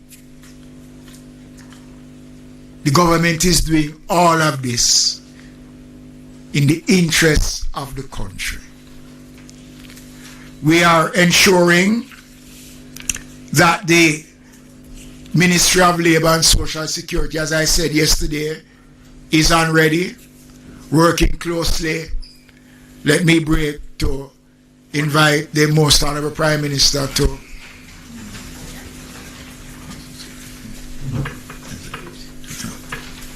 the Ministry of Labour and Social Security, along with the Office of Disaster Preparedness and Emergency Management and the other agencies, are fully activated. And already we are seeing where persons have been reaching out, seeking assistance, and we have been responding as we get the calls. So ladies and gentlemen, it is 11:30 in the morning. There's not much time left. We have done everything that we can. And I am concerned so far. I presently have the team working on getting more details out of the various parishes from our coordinators as to the numbers in regards to the shelters. The issue around the question of cranes that I raised, the city engineer for the KSMAC have been engaging contractors, and I understand that there is a method that is used in the industry that would allow the cranes to remain. I'm not a technical person, but what I do know is that I noticed at least 2 of the ones that I spoke about was taken down, and I want to commend them for that. But Jamaica, we are in the final stage of Melissa's coming. We can only do so much. At the conclusion of this press briefing, I'm going to take a walk or a ride on the streets of the corporate area to see what is happening and try to engage some more of our homeless population to go into the shelters. So this is my brief update on the state of readiness. A couple reports coming in, Minister Vaz, that there are a couple block roads in Portland, and the municipal corporation has moved so far to regain access to those roads that were blocked. Thank you. Thank you, Minister Mackenzie. And we now will move to our leader, our Prime Minister, who will be speaking to you. He's been coordinating all of this effort that we have. He is the chair of the Disaster Risk Management Council, and he has behind the scenes been calling all of us ministers and having us give our updates to him. I know later today he will also have a cabinet meeting, and so he is leading us on this mission to make sure that we are ready and that we have our systems in place for recovery. And so please welcome our Prime Minister, Dr. the Most Honorable Andrew Holness. Good morning, everyone. Thank you, Dana. Thank you, ministers, members of the press, Jamaicans at home and abroad listening. First, let me say that the mobilization of the government and our other stakeholders and partners could only be described as heartening. I am generally satisfied that all the entities, the entity heads and staff have responded. Right now, we're here at the ODPEM's headquarters, where the national emergency apparatus has been stood up. This is where all information will be fed and coordination will take place. So if I were to grade the preparation of the country, I'm a hard marker, so I would give it an A-.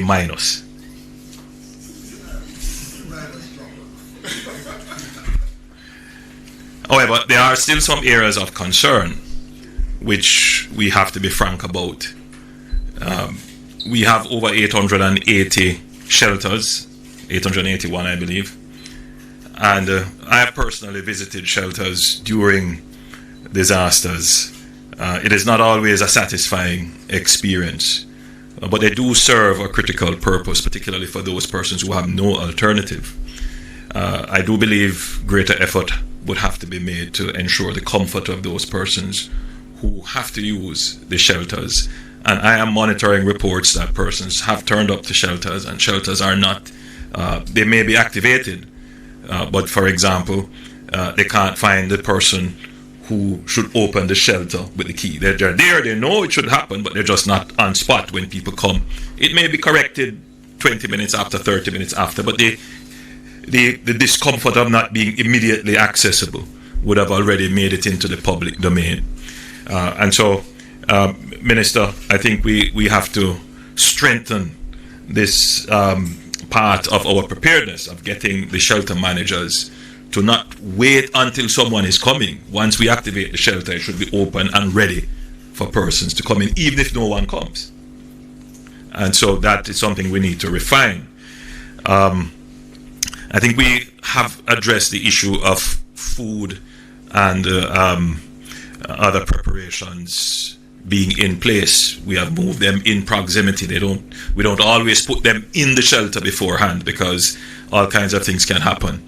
And when people actually arrive at the shelter, they don't have the supplies. So the supplies are pre-positioned and can move very quickly. This leads me then to say to the public, the government is not telling you that everything is perfect. There's no plan that is perfect except the plan of God. And man is fallible, so errors will be made. But that is not an excuse. In a time of disaster, we must take a zero-fail approach to the systems that we are building. So in as much as I'm talking to the public, I'm also talking to the heads of the institutions that are gathered here. Make greater effort to ensure that there is zero fail in our operations. We also note concerns about drain cleaning. The government has said we have spent over $400 million on cleaning drains and making preparations. But yet we see videos circulating of drains not clean. One of particular concern would be the mouth of the Sandy Park, the Sandy Gully, forgive me, the Sandy Gully drain, where there is a clear buildup of sediment right at the mouth. That is where the drain meets the sea. And there is concern that that could cause flooding. Now, of course, I am not an engineer, but from what I've been told and what I understand, the NWA has made a trench, in fact two, I believe, through that mound of sediment that has built up, which would allow the flow of water. But in any event, if there is a significant flow of water, the drain is already at sea level, and it is likely that what will occur is that the flow of water will wash the sediments and all the garbage down into the sea. So while it is a concern, it could cause flooding, the general thought is that it would not necessarily, in this instance, be a cause of flooding, because the pressure of the water coming down would be enough to move most of that sediment. But regardless of whether or not that is the case, the NWA has made a provision of cutting a trench through the sediment. The difficulty being that it is over a mile of sediment, and therefore the government, we would not have been able to, even with a month's notice, to move that sediment from the gully. So the best effort would have been to clear a path through the sediment. Also, we have taken a strategic approach. I've been informed by the NWA that in terms of cleaning the drains, they are not able to clean the length of all the drains. What they try to do is to clear the entrances for the tributaries into the drains and anywhere that a potential blockage could occur. So close to bridges, where the gully is narrow. And I use this as a segue. Yesterday, I received a call from the NSWMA explaining to me, I thought I saw Audley Gordon here, that they're receiving increased calls for garbage collection. And of course, they were trying to influence my mind to make greater allocations to the NSWMA over the NWA. But we will make sure that all the entities have the appropriate allocations. But in that conversation, I was told that the greatest call now was for the removal of cuttings and trees. It's very important, though late, and the NSWMA will do as best as they can with the equipment that they have to move the cuttings, because it is the cuttings that creates the greatest harm to the blockage of the gully. So I know that citizens are following what we have said, cut trees that are a danger, but then don't move the trees and the cuttings to a point where the water could take them and then they end up being lodged, turning sideways and creating a block in the gully pathways or drain pathways. If you can't get them carted away and they have to be on your property, secure them so that if there is flooding or water passing through, they are not moved into the drains, because that is where the real flooding impact will be caused. So I make that appeal. So the NSWMA will be moving as quickly as possible. I doubt they can be moving now and for the next 24 hours until after the hurricane. So I'm appealing to all citizens, if you have cuttings, secure them. Don't allow them to be washed away onto the roads. They will end up obviously in drains. And that goes for any garbage that you may have at this point in time, because that is what could really cause drains and gullies to be blocked and to overflow. I am sufficiently satisfied that the security forces are properly deployed in such a way as to prevent any break in law and order. Whenever there is any kind of disaster, there will always be that element in our society who is not a part of the common good and has no concern for their neighbor. And we have to protect ourselves against them and protect them as well. And the security forces, they are properly mobilized, and they understand how we should posture in this disaster. The rights of citizens must be respected at all times, even in a disaster. And so we have a legislative framework that will not just guide the emergency responses of the NSWMA and NWA and ODPEM and so forth, but it also guides how the security forces will respond. We urge persons to stay inside, stay within the precincts of your home, the curtilage of your property. Don't venture outside unnecessarily, because the winds, as you can see, can pick up at any time. The rains can come at any time. You can be caught in a flash flood. So we urge you to, at this time, stay inside. That's the safest place to be at the moment. And that gives less work to the security forces.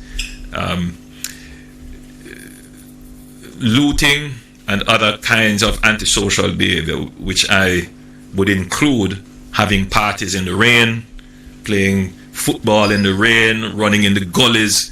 I urge all our citizens, and I make a special appeal to our young people. Some have never really experienced the true impact of a hurricane, I urge you to stay inside.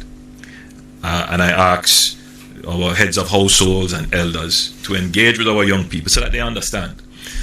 More and more, we are becoming sensitive to the issue of persons' mental health. Situations of uncertainty lead to panic, and it can lead people to deviant behavior that sometimes we who have been experiencing this matter may look on and say, you know, this is stupid behavior, but really it is just part of the psychology of fear and anxiety that we need to have a better appreciation for, and we really need to talk to our young people so that they understand and they don't make light of it or make more than it is. Now, I'm fairly satisfied, Minister Vaz, that Beryl would have improved our level of preparedness for the continuity of service in the event of a disaster. So between JPS and our telecoms, I'm expecting that there should be a certain robustness, meaning the ability to withstand the impact, and a certain resilience, meaning the ability to recover quickly. I'm not saying that you won't lose electricity. Already, I heard the report that over 50,000 persons are without electricity. But, you know, compared to the customer base, and at this time, we seem to have been standing up fairly well. Not all our poles have been that were old and at end of life have been replaced, but I gather that a significant number of them have been replaced, particularly in the southwestern end of the island. And I know that the telecoms, they have made the arrangements to ensure that their transmitters and their generators are in place. I gather that there is a cable issue for one of our telecoms provider where some persons may be out of internet, but I know that they are working to have those restored as quickly as possible. The JDF is on full alert. They have put in place their necessary protocols. They have a system where they have specialized teams for disaster response. They call them the DART. And those teams are already stood up. But directives have been given that the entire JDF is now the DART.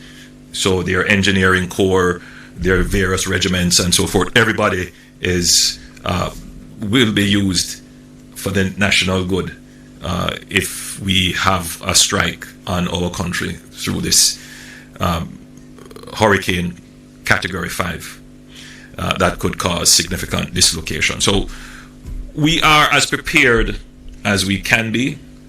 Of course, there is still room for improvement. In a disaster, you want to have the country of a singular mind. That means we are focused, because if it is that there is dissonance, then the need for a reaction and the reaction time is slowed, and that itself becomes a disaster. We have always had a very slow, if not non-response to the call for evacuation. And it is a balance between respecting the rights of persons to stay and protect their property and trying to balance the national good of saving lives and the expenditure of resources unnecessarily. I think generally we have struck the balance in favor of respecting the rights of citizens to stay where they are, though we give them the information for them to make the decision. We are in that zone where we have given the information. No one can say that the government was not forward-leaning in giving the information to persons who are in areas of risk. You have been warned. So it's now up to you to use that information to make the right decisions. Nevertheless, yesterday we issued an evacuation order. I'm not sure if Minister Mackenzie listed the communities for which the orders apply, and ODPEM, in assessing the situation, will effect the order depending on how the situation unfolds.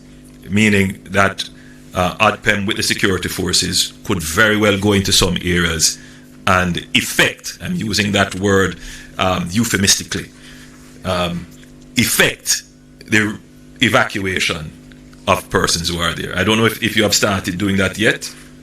You have? You have started to go into areas to ask people to move and to actually move them. Okay. So, I just use this opportunity. I know it has been explained already, but this is an unusual system. Normally, a hurricane, you focus on two things, wind and rain, because it happens very quickly. Now we have to focus on three things. It's wind, rain, and the length of time it will probably linger over the country. Whilst we understand wind and rain and what it can do, but if it stays for a very long time, you're not just dealing with saturation.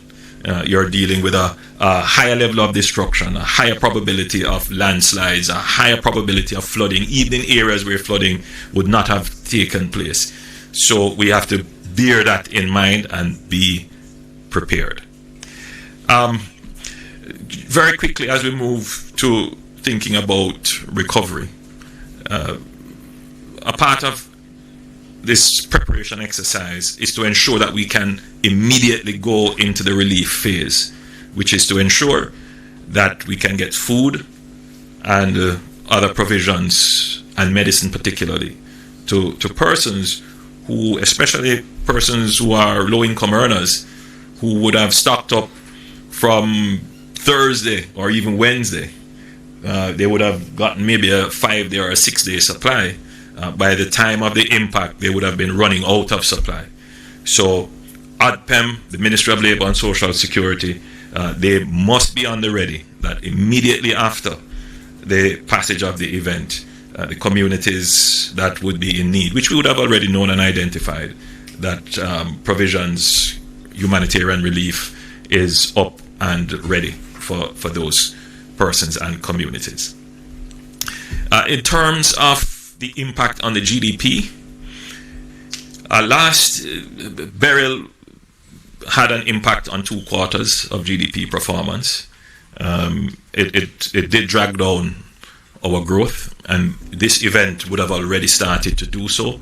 Every day that business activity is closed, destruction of property, especially public infrastructure, the closing of our airports, the closing down of our hotels, all of that will have an impact on our economy. And we have to therefore be very cautious about how we spend. There are those who would be saying, spend now, spend now.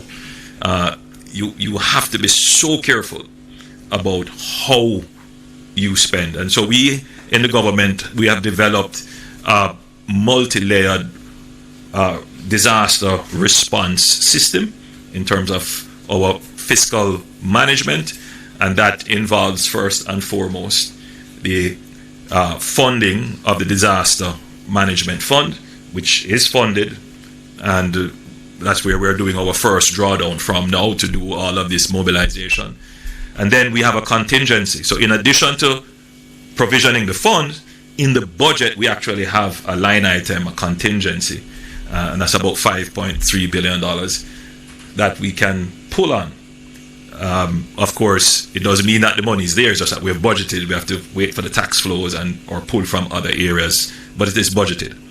And so we will be able to do the emergency responses based upon that threshold that we estimate what a disaster could need to be funded in the immediate time after the hurricane. Outside of that, we have various insurance provisions that are triggered by the threshold of impact, and then we have credit facilities that we have arranged. So we should be able to mount a response, but that is all dependent on the level of the catastrophe. All right. So if it's a Beryl type catastrophe, or maybe even a little bit more than Beryl, we should be able to manage. If it's bigger than that, then we'll have to recraft. But what we have done so far is the first expenditure. We have spent it on ensuring that the infrastructure can withstand the impact. So that's mitigation, cleaning the drains, the gullies and so forth. The second expenditure would be on ensuring that the MPs and other entities that have a kind of direct relationship with communities and people, that they are provisioned. So we have given them the first provision, and that is to deal with any emergencies might happen. You know, somebody runs out of prescription and they can't get the prescription right away. Somebody runs out of food and they come and say we don't have any food, or our community is at risk and you needed to get some sandbags. Just quick emergency responses. So we have provided that. After the disaster, there will be other provisions to come, but it's all very well structured. And from the Beryl experience, you would know that that was the way in which we approached the disaster. So all in all, I think Jamaicans can rest assured that everything that needs to be done for the provision and preparation of a response to the disaster is done. We are already now thinking about the second phase, which is the relief phase, and then we will move into the recovery, and then we will move into rebuilding, depending on the extent of the damage. As I close, and I'm looking at where the hurricane is positioned south of Jamaica, moving westward, given the circumstances, the best outcome would be that it continues to move westward. The models are seeming to converge that it will make a northward turn. So I have gotten so many calls, and I have been on my knees in prayer. And I know that there are Jamaicans here praying for us, Jamaicans overseas praying for us, but more than that, it would appear that the entire world is praying for Jamaica. I've gotten so many calls from leaders from all over the world, in particular CARICOM leaders, who are all praying for Jamaica at this time. I'm a firm believer in prayer. I believe, in our national anthem, which calls on the Almighty to guard us with His mighty hand. And in everything that has happened, in all the storms that we have faced and the hurricanes and the disasters, I am a firm believer that God has guarded us, even in spite of ourselves, even when we deviate and even when we are recalcitrant children. It is clear that there is a divine hand that is at work, and we should continue to petition as much as we can in our private moment, gathered as prayer warriors, as many have done, to pray for our nation. In Jesus' name, we pray. Amen.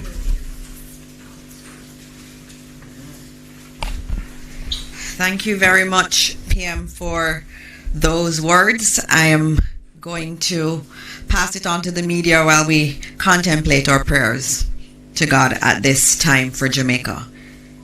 Is there anyone who wants to go first? All right, TVJ.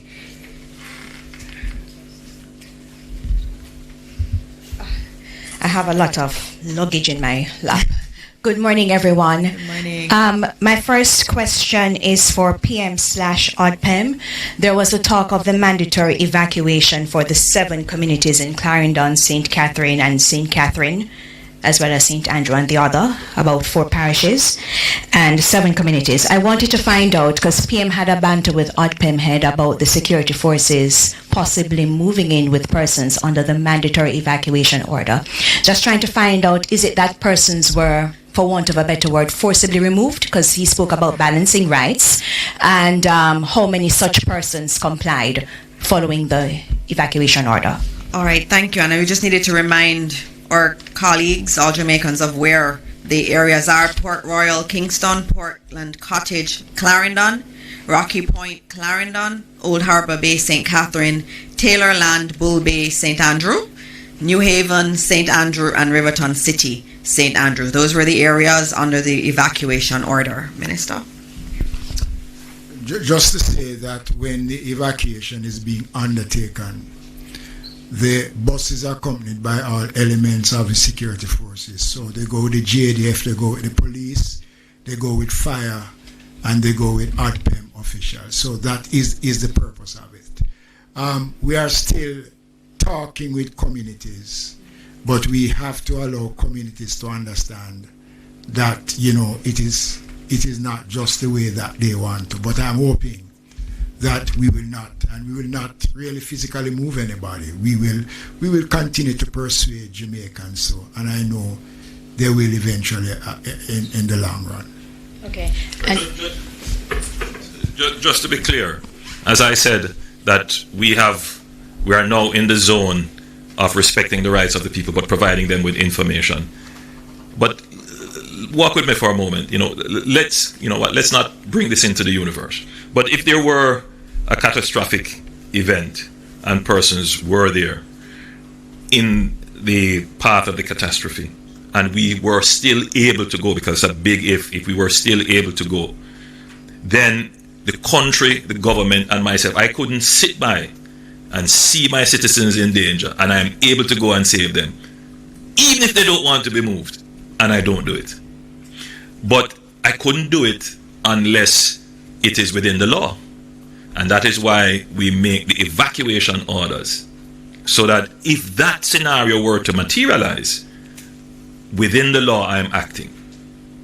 And so the compulsory evacuation orders have been put to ensure that there is a legal framework for the government to act. And that's why we put in place, we make sure that under the Disaster Risk Management Act, we put in place the declaration of a threat to Jamaica, so that we are able to then do the necessary actions. And then, should the hurricane hit, we would move from a threat to actually declaring a disaster area. So at all times, there is no break in the legal framework under which the government is operating. My understanding is that buses and the police and the military were mobilized into communities. I've seen some of the videos with the police over their loudspeakers encouraging persons. So that's what we've been doing, encouraging them. But I'm not certain if we have done any compulsory evacuation. I don't think so. I don't think so. But the provision is there.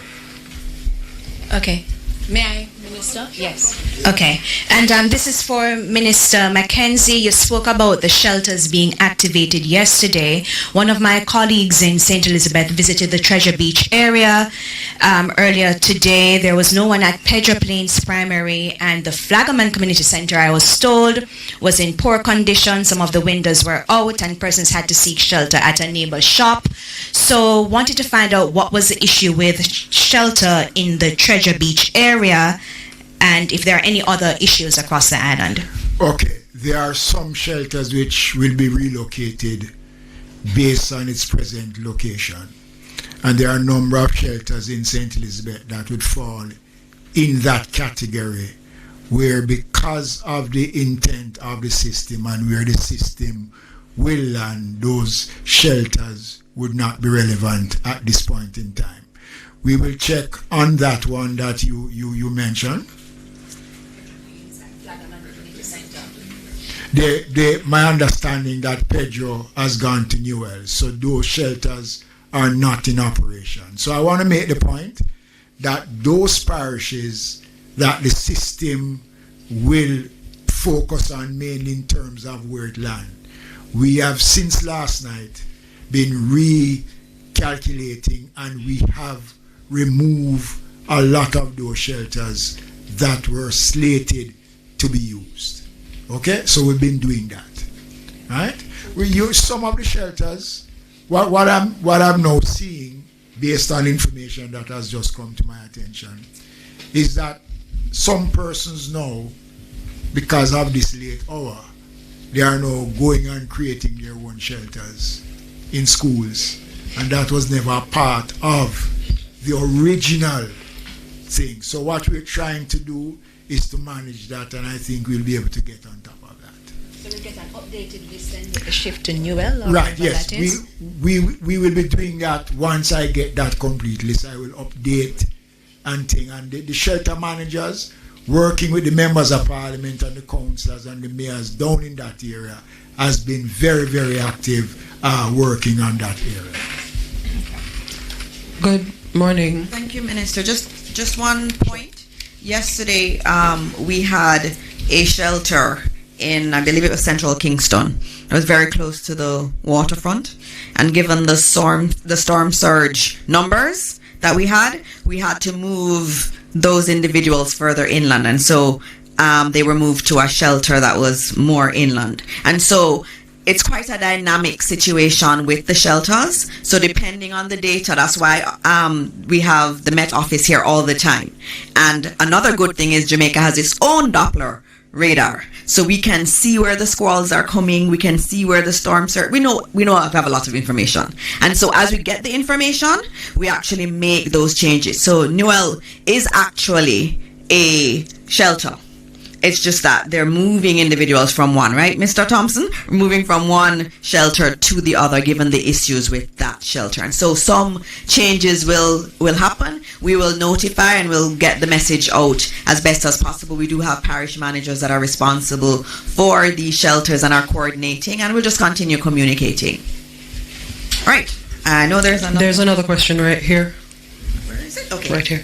Yes. Good morning, everyone, ministers and team. My name is Twyla Whelan, and I am with the Jamaica Information Service. I wanted to ask about the plan of action for special groups, persons with disabilities, expectant mothers, the elderly, especially those who are alone, if there's a specific emergency response for those groups. Sure. Thank you for that question.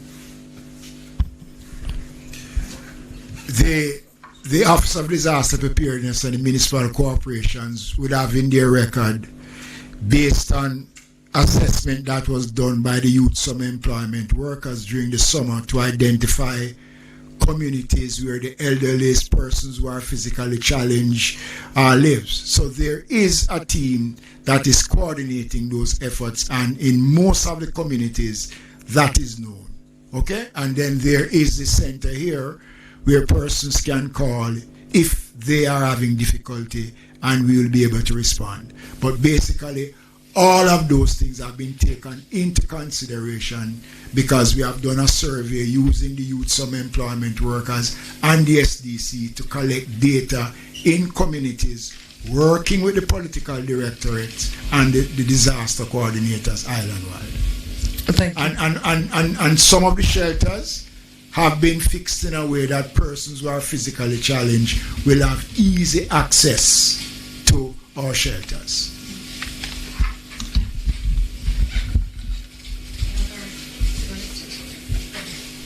All right, you can go ahead. Yes. Good afternoon again, everyone. Mahir Stewart, Nationwide News. My first question is to Minister Mackenzie.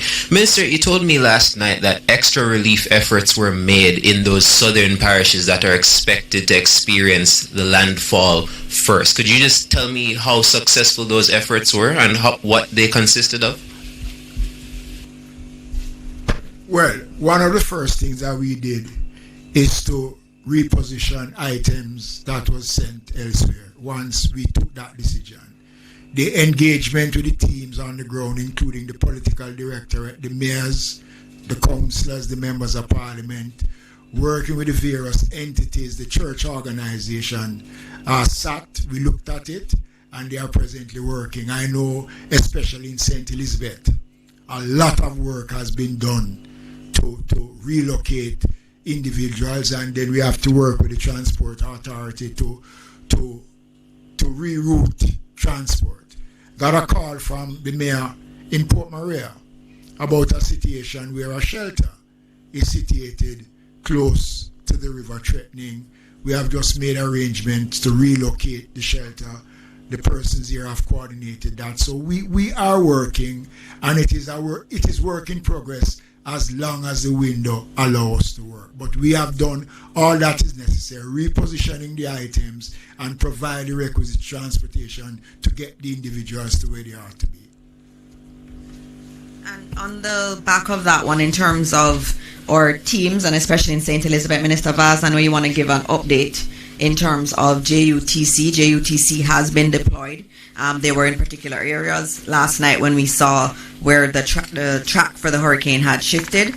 there were some changes made, and Minister Vaz, you were very instrumental in getting JUTC there. I don't know if you want to give an update now. Just to say that since they started the press conference, we have gone from 148 evacuations to 301. What have been reported by the JUTC is that the residents are saying that they don't want to leave until late afternoon. So I'm making an appeal. Late afternoon this evening will put you at risk, and it will put the drivers at risk. You need to move, and move now. By this evening we should be feeling the effects, and it is too late. So we have seen a vast increase in the last hour and a half, from 148 to 301 in different areas. But there are still people with buses ready to move that are saying that they don't want to leave until late afternoon. Late afternoon is too late. I know we have a culture of last minute, but there's no last minute in a hurricane. You need to leave, and you need to leave now. Thank you. All right. Who has the microphone? You do. Okay. So Mahiri, you can continue with your questions. Second question is for the Prime Minister. Prime Minister, there seems to be, I guess it's safe to describe them as a select few on the outside looking in that's questioning Jamaica's ability to prepare for something as unprecedented as a Category 5 hurricane. But given our geographic location, given our storied history with hurricane prep, how would you gauge the country's ability to not only prepare for something as unprecedented as this, but to prepare for disasters in general, given where we are? Mahir, I'm going to answer your question shortly, but as this is such a dynamic situation, I neglected to mention that since the onset of this threat, we have received calls of support from our partners. I don't want to list everyone, but I think I should say the UN, the British, the United States, French, the EU, CDMA, which is our local operations. In fact, all the CARICOM countries have reached out to pledge support in one way, shape, or form. And I want to thank all of them, thank all our partners for being so willing to support our recovery effort and to support our preparation efforts as well. I raise it because in the burial challenge that we had, it was clear that our coordination and mobilization in this respect was not as efficient as it should have been, which is what prompted me to do a review of our operations. And I believe we are benefiting from that review now. Major General Anderson, now Ambassador Anderson, championed that, and I've been in touch with him recently in terms of just going over what were some of the weak areas in the review, and I believe we have now worked out how to have that fully coordinated, particularly Ministry of Foreign Affairs, ODPEM, Customs, and all the other entities that would be involved in managing the international philanthropic and donor experience. So I think we'll be in a far better shape to ensure that there is greater efficiency and less bureaucracy. The Jamaican bureaucracy is legend now in frustrating even our own best efforts. And it is our doing, and we have to undo it. But more of that from another time. Now, there is no infrastructure in the region that can withstand a Category 5. There is going to be damage if there is a Category 5. I believe it was Cancun that had a major hit in the last hurricane in Mexico. And we've seen what it did to Puerto Rico and other islands. And those weren't Category 5s. So a Category 5 hurricane will definitely damage roofs. It will definitely compromise infrastructure, even concrete infrastructure. It will scour roads. It will destroy agriculture and vegetation. No doubt it will impact our ports and our airports. There's no question about that. However, if you didn't take precautions to clear the drains, if you didn't take precautions to move people to safety, then the damage is compounded. And that is why we emphasize preparation, because the preparation lessens the damage and it makes the recovery that much easier. And we accept that there's going to be damage, and so you position yourself to deal with the impacts of the damage. So for example, we know after a hurricane we're going to have mosquitoes and we're going to have dengue if it's not prepared for. So Ministry of Health is putting in place measures to deal with that. I had a good talk with Minister Tufton 2 days ago. He briefed me on what he was doing. But the preparation started, during the COVID period when we bought a fleet of almost 100 vehicles to be used right across the island in vector control. So yes, you're asking, are we prepared? In that instance, yes. In terms of our roads, let's look at it from this perspective. After Beryl, somehow we forgot that we had almost every day, straight to the first week in December, rains. So we had a hurricane, and then we had a tropical storm, and then we had consistent rains. If you were to accumulate that, that's the impact of a Category 5, scoring all our roads. We made a provision, we declared an emergency, we made a $2 billion provision in addition to a $3 billion program that existed before, and we consistently went about repairing. So yes, as it relates to the driving surface, we would be able to recover from that. Where we might have a problem is with the bridges. Because if bridges are dislocated, yes, you could put up temporary, what do they call them? Bailey bridges.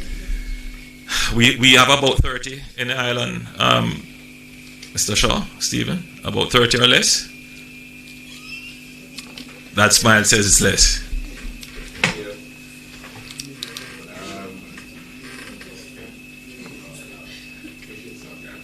Yeah, that smile tells me that my initial thought is that yes, we would have a problem with the bridges. We wouldn't have enough to be able to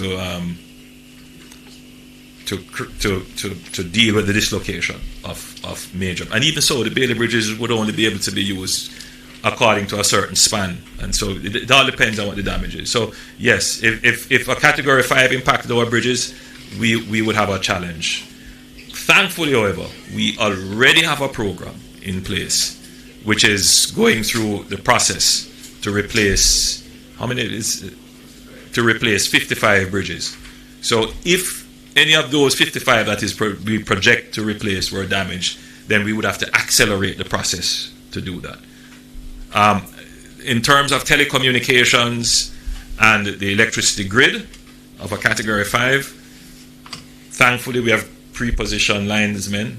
I know that JPS has the necessary stock, so we should be able to start rebuilding the network if it got hit at a Category 5 level. Telecommunications, I suspect our providers have made provisions and have tried to harden their infrastructure to withstand Category 5. In terms of trade, meaning the distributive trade, the ability to supply food, and if ports are unable to receive shipments, I'm told that we have supplies that would carry us for at least 12 weeks or more. And we have been told by Petrojam, the Minister of Vaz left, that they do have approximately 10 days of supplies after of refined products that could carry us after the hurricane has hit. So a Category 5 would be a really bad disaster, but what I don't want is for Jamaicans to get into a depression that it would be the end of the world. What I want you to always be is positive in your outlook, and that even if the worst comes, we will be able to recover. That's the position.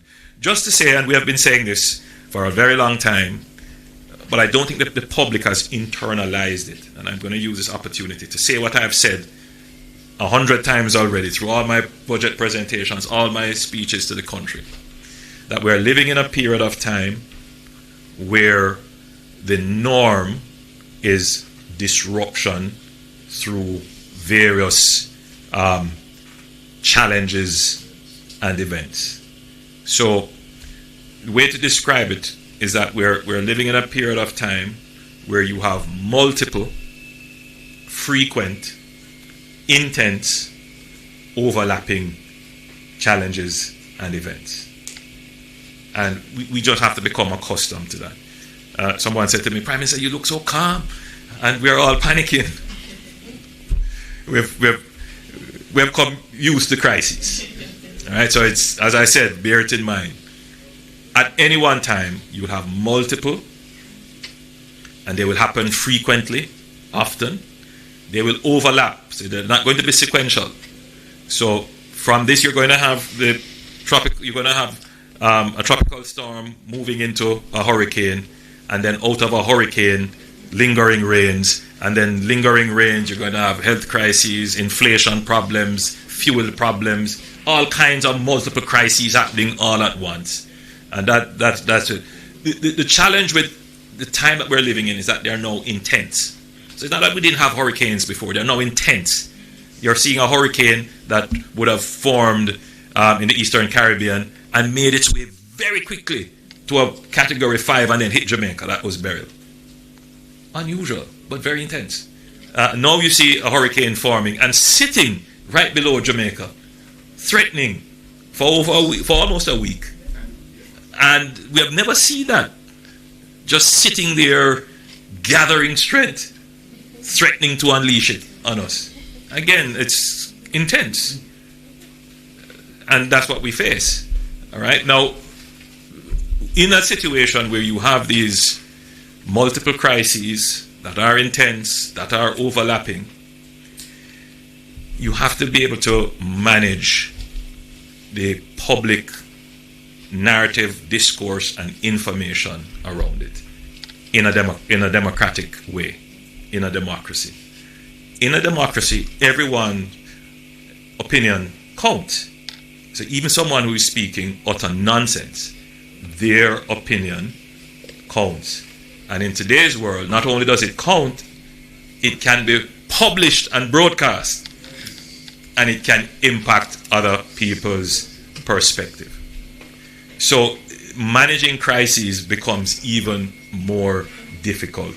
So there's, so for example, we would have seen someone posting, and we've seen even television stations, radio stations posting, oh, we've seen this gully here, and they said it was clean, and it wasn't clean, and the buildup of debris at the end of the gully is going to cause flooding. Again, it's a concern. It is a legitimate concern, but balance that against the totality of the information. I mean, could the government clean it right away? And with the resources that we have, should we dedicate it to clean that, or should we dedicate it to clean our own Spanish Town Bridge and open up the tributaries? In other words, so you present one side of the story, someone takes it and says, see, government's not doing anything. You know what? I'm not going to listen to what the government says. I'm going to stay right here. And that's the part of the challenge you face in managing crises, which is why we stand here and go through every day, give you the information, because we have to counter some of what is being published, which does not make sense. And we rely on our media, our journalists, to capture the information accurately and relate accurately. This is not a defense against incompetence in government, because I'm the first to tell you that it's not perfect and there are issues in the government. But we must seek to put information in context. Right? We have to put the information in context. Otherwise, information without context can just create chaos and challenges. So again, yes, to answer your question, Mahiri, a category 5, a category 4, even a category 3 is a challenge. Will we be able to recover? Yes. there is no infrastructure now that is foolproof for a Category 5 within this region. I think globally, any Category 5 will cause damage. Can we recover? Preparation improves your chances of recovery. So what we're doing now, including the informationalization of the population, giving the population enough information to make decisions that are aligned to the national good, that helps the recovery. And the question now would be the speed of recovery. That's a challenge. A Category 5 will necessarily be a longer period of recovery. And that's what we really would want to have to go through that. And the measure of the recovery would be the number of quarters we spend in negative or low growth as a result. And we're trying to minimize that.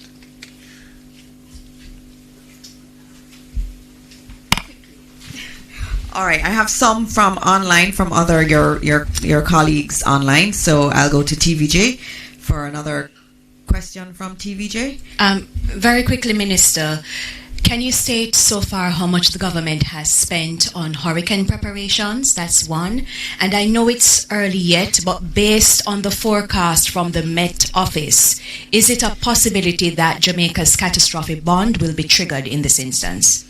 All right, so in terms of the number, in terms of how much we've spent so far, I won't be able to give you that right now. We're kind of in the middle of, prep. We're not really adding up numbers right now, but we're spending appropriate numbers in terms of what we need to do to prepare. I'm going to add your question on the storm in relation to the catastrophe bond to a question that we do have for Evan. And so I'm going to go through those questions and we'll make sure that your question is answered. So I'm looking for the questions that are online, and I know Zara Burton had submitted some questions, and so I will ask those, and I think she is asking in her Reuters capacity. And I see, Minister, can you please give an update on how many people can be accommodated in the shelters? She notes that 28,000 reside in the affected areas based on the data that we do have from SDC, and she wanted to know if we have enough space for all of them. And I think the answer to that is a yes.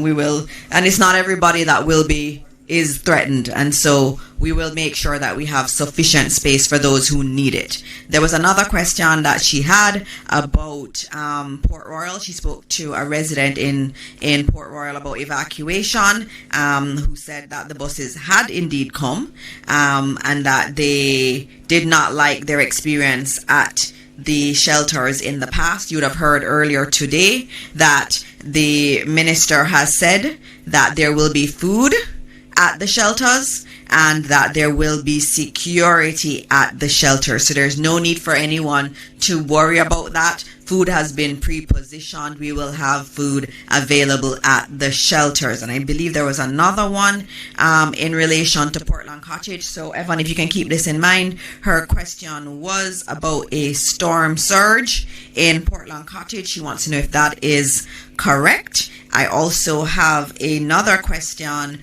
which is in relation to if it keeps going west, what does that mean for us, and should we expect it to keep going west? So, Evan, I'm going to ask you to answer those particular questions. Okay, well, let me start with that question about whether Portland Cottage would be experiencing any significant storm surge. It is quite likely. Portland Cottage will not be very close to the center, but it will still come under some of the major wind speeds that are expected to move onto the coast around that center. So it's not sufficiently far from the center for them not to experience those speeds pushing the waves onto the coastline. So that's to answer that question from Zara Burton. The other question had to do with oh, yes. Well, we expect that it will continue going west for a while, but in a short period of time within this the early part of this afternoon, the expectation is that it would start to turn toward the north. And so that's when we're monitoring to see whether or not we will actually see that turning taking place this afternoon. The later it happens, the better it is for us, I think. But we are continuing to monitor to see how quickly that turn will actually happen across us. The wind, the strength of the yes, when it makes landfall, we are expecting that this hurricane will be a Category 4 hurricane on the coastline. They are projecting wind speeds roughly 140. Is it? No, it's over 200. It's in the range of the Category 4 hurricane speeds anyway that are expected over the island at that time. I'm seeing maximum winds of about 140 knots. 140 knots. And well, I'd have to make that calculation for you. We normally give you the wind speeds in miles per hour and kilometers per hour. So I'll have to calculate that. But that is in the range of Category 4 status. Thank you. I believe there was a question re the bonds, and as always, remember that they're triggered by particular events. And so we have one on the CRIF that is triggered by how strong the hurricane is when it makes landfall. And we also have an excess rainfall policy that will be triggered if we have rainfall above a particular threshold. And so the team will be monitoring that, and of course the technical teams will work through what the actual numbers are, and so that will determine if it is triggered, and we will let you know as soon as we do know whether or not it will be triggered. I believe those are the main questions that we have. I don't see any other questions here, but our Prime Minister spoke about prayer, and we're going to be ending in prayer. And before we do that, though, I just want to note that we'll continue to put out information to you. There will be no information vacuum. Please go on the Prime Minister's page, GIS page, ODPEM's page, and you will get accurate information.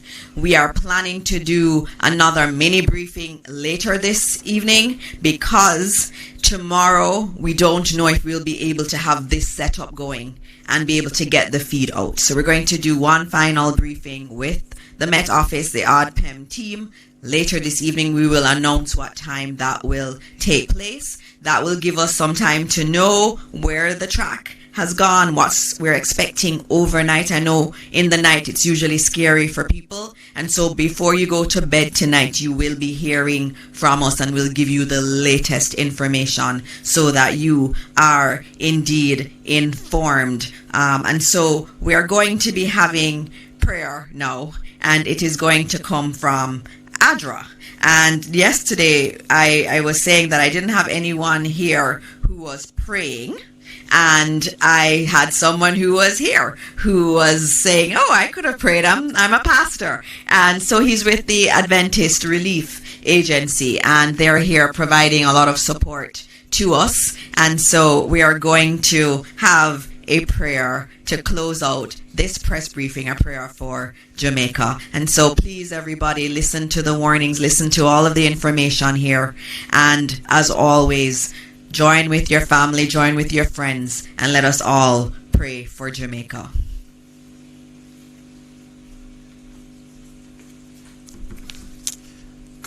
Good morning. Afternoon, right? Good afternoon. I am Pastor Patrick Boyne. I am representing Pastor Country Director Henry. He's not able to be here right now, so I'm here just in his capacity trying to offer as much assistance as we can in our capacity.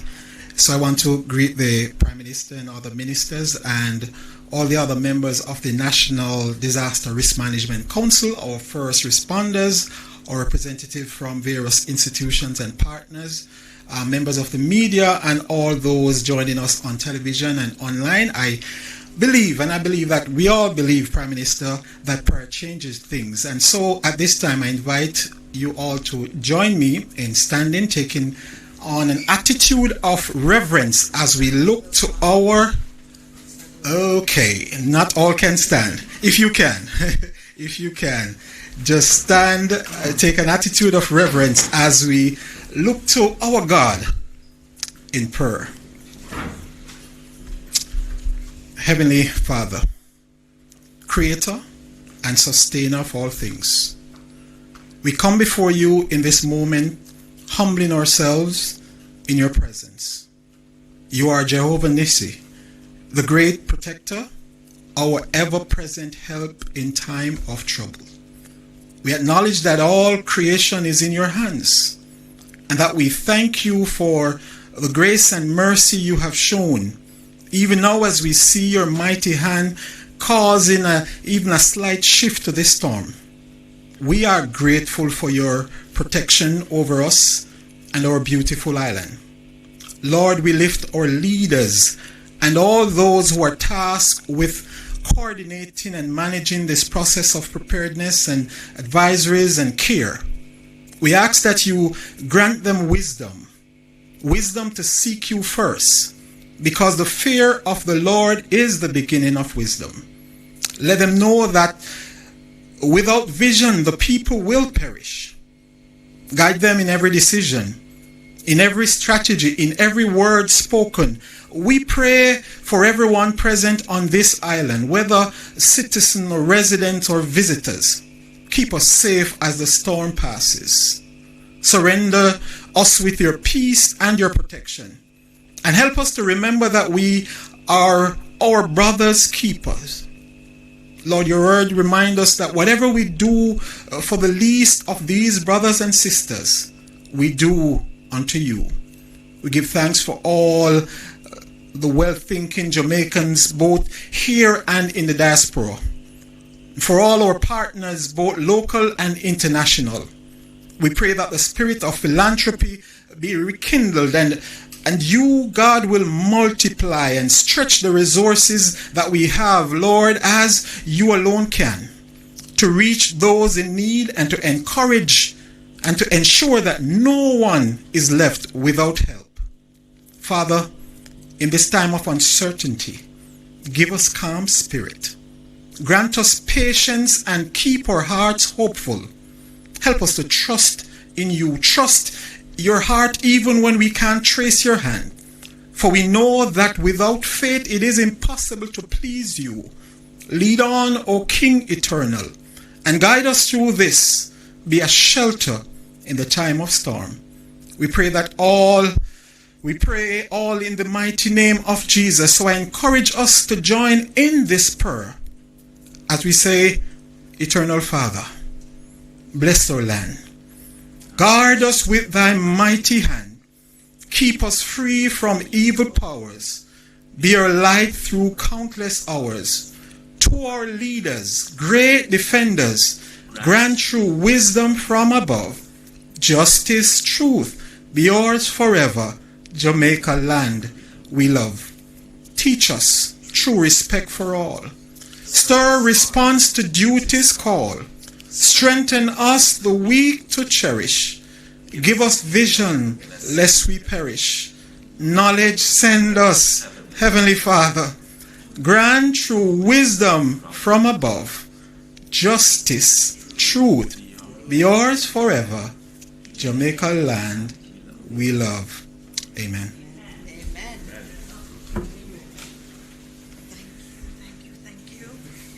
Thank you so much. I mean, it was just at the last minute, Pastor Patrick Bowen from the Adventist Disaster Relief Agency. Thank you so much for that prayer. And so we are going to be closing out this press briefing. PM, you said you were calm.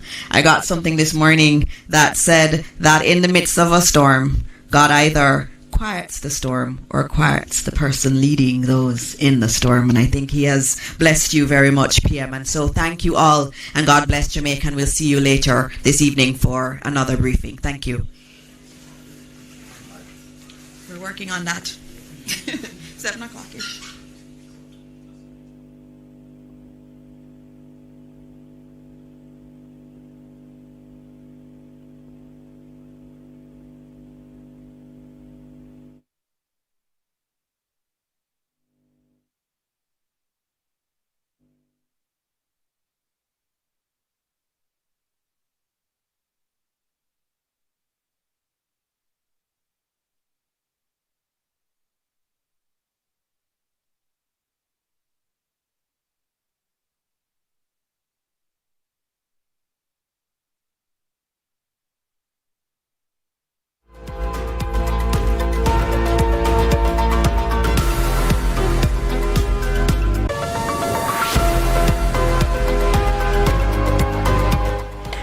Welcome back. You're watching CVM TV's special coverage as we continue to track Hurricane Melissa here in Kingston, Jamaica. I'm Nika Lewis, joined by... And Jordan Fort. Of course, we're tracking it across the island. Earlier, we brought to you some of our coverage from other parishes outside of Kingston, Jamaica. We have reporters stationed at strategic spots throughout the island, Nika, as we continue to track this powerful hurricane. Now, you heard just now from key agencies, key stakeholders within this whole fight, or I should say fight, but hurricane response really. Absolutely. And of course, the principal director of the Meteorological Service of Jamaica, Evan Thompson. And in really breaking down what is happening now with the hurricane in terms of the strengthening of the hurricane, in terms of the trajectory and the path and so on, you know, we heard a lot from him confirming what we did hear from Javoy Sawyers earlier when we spoke to him at the top of the show, Nika. But he did offer a slight glimmer of hope that the storm has, he said it had not moved northerly yet. No. Of course, that's the expectation that when it starts and to move north. And that it could reduce in strength. He did say it could reduce to a category 4, which not great comfort because, of course, that is still a devastating storm. But he did say that it has continued to move westward and that once it starts to move north is when they expect it to make landfall. But it could, again, make landfall further west than they had originally thought. Of course, it was supposed to have been the center of the island. And it's a moving target. It's a moving target. We'll get more accurate details, as the meteorologists have said, closer as it gets to Jamaica. It's I mean, we must be honest here. Even the meteorologist, Melissa, is kind of throwing off. But just because of how slow the system is moving. It's very unpredictable because of that too, because there was a point when Melissa was almost still. Right. It was at sea and almost still not moving. Yeah. So it's hard to imagine that a storm that can recalibrate, it can go north, south, west, east, any direction it wants to go, is going to just, willy-nilly decide that, I want to be on track and follow a particular coordinate and ensure that the people wherever I'm hitting next have exactly what they need to know how to plan and prepare. It's us who should be planning and preparing. The storm knows what it's going to do. It's us who are at its mercy. So that's all we can do. Plan, prepare, and take the information as we get it and use it to our advantage. And he did say as well that the later the storm turns north, he does think, that's Evan Thompson, Principal Director of the Met Service of Jamaica, the later the storm turns north is the better it should be for Jamaica. He said that as well, which is basically what we've been saying, because if it continues to track west and then goes north a lot later, then a lot less of the system will actually impact the island. It's a massive system, though. That we can see. So the effects of it will be felt. Yeah. It's whether or not it makes direct landfall. Curlin Brown has moved from St. Anne to St. Mary. So we want to join Curlin now to hear what the latest is. Curlin? Okay, so we left Ocharis and we're now in Port Maria. And can I tell you, just to simply get this part of my rain cloak on was so hard. The wind is picking up speed. Actually, our videographer's hat blew away. I'm not sure. There's a slight drizzle. Wow, I'm literally out of breath because we had to run across the street here. Very few motorists on the road, but when we were coming here, we saw persons moving about. We saw one farmer going about with his goats. If you can look and you can see what's happening out there on the sea, it by itself is telling a story. I can tell you that last night where I was in Ocharis, the wind was howling. Yeah, it was a bit was a bit scary, but this is different now. This is totally different, comparable to what I experienced yesterday in Ocharis. The trees are literally having a great dance time right now. I don't know if they're doing the Dana move or the reggae, but the trees are also telling their own story. To be using an umbrella right here would be ridiculous. The umbrella cannot withstand this wind. We just want to again encourage persons to be careful as they go about, and we are trying to do that also. Just since we've been standing here, just 2 cars passed by, another one just went by, and I can see a few others. Yes, they're coming from the direction in which we started, that is in the direction from Ocho-Rios. So we're going to continue, and as we go along the way, we'll stop and share with you what we're experiencing out here. Like I said, there's a slight drizzle, and you can see based on what's happening out there, you can point towards the sea. Based on what's happening out there, the story is coming together. Hurricane Melissa is, shaping up to be something. And so, reporting from Port Maria here, Kirk Paul and Carolyn Brown returning you to the studios of CVM Television. I can tell you what it was shaping up to be. A mega storm, a monster storm, unprecedented, historic. That's what it's shaping up to be. It is, but interestingly, where Curlin is now, and you're seeing the effects that the weather is having on the sea, yes. And she's talking about the strength of the wind. But remember, the storm is approaching from the south. So, and that she's all the way up north. So it's not even bad yet. It's not anywhere near as bad as it is projected to be once the storm actually starts to exit the island, which is when they're saying that St. Anne, St. Mary, that northeastern region is supposed to feel the most devastating effects of the storm. That's on the exit. And we're not anywhere near to that yet. And if Curlin can't stand there, I mean, I suspect that based on projections, later this evening, Curlin could not be able to stand where she's standing now, possibly. I wish we had some aerial views, and I'm sure that we will get a few of that if it is possible. But if we had a chance to do a time lapse of certain zones, and I know we have some camera feeds and such that we'll be tapping into, but it will be remarkable to see how, for example, the gorge at Flatbridge changes over the period leading up to when we get hit by this storm. And just to remind people, it's not a free-for-all for you to be on the streets now with your camera playing journalist. What we do is serious, it's real, it's intense work. We're trained for these situations. So we get the adrenaline rush, so you don't have to. And we're here so you don't have to be out there.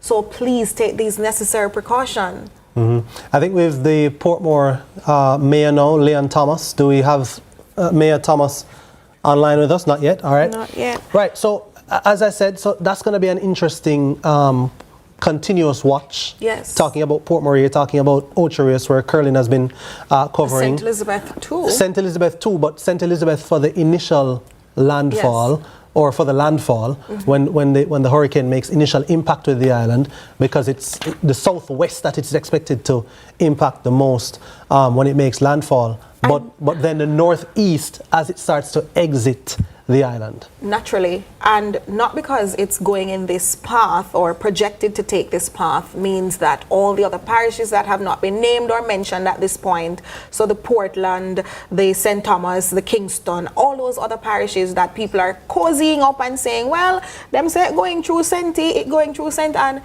It's going through Jamaica. Yeah. It has massive wind spread. If you look at the system, when you look at the system, it looks like Jamaica is non-existent, like it can just gobble us up. I mean, you look at as you say, when you look at that map that we keep putting up, sometimes you can't find Jamaica on the map. You're just seeing Melissa. It's just Melissa. It's just as Melissa. You say, it's almost. And I note with concern and some amount of creativity that which we've been seeing on social media. I can applaud some of the bloggers who've been doing these creative things. But we understand now that we have Mayor of Portmore, Leon Thomas, who is now with us. Mayor Thomas, are you hearing us? Yes, I'm hearing you loud and clear. Okay, great. Thank you so much for joining us on our coverage here, tracking Melissa. What's the latest update that you have for us? Are you in Portmore right now, by the way? Oh yes, I am presently in the EOC Center.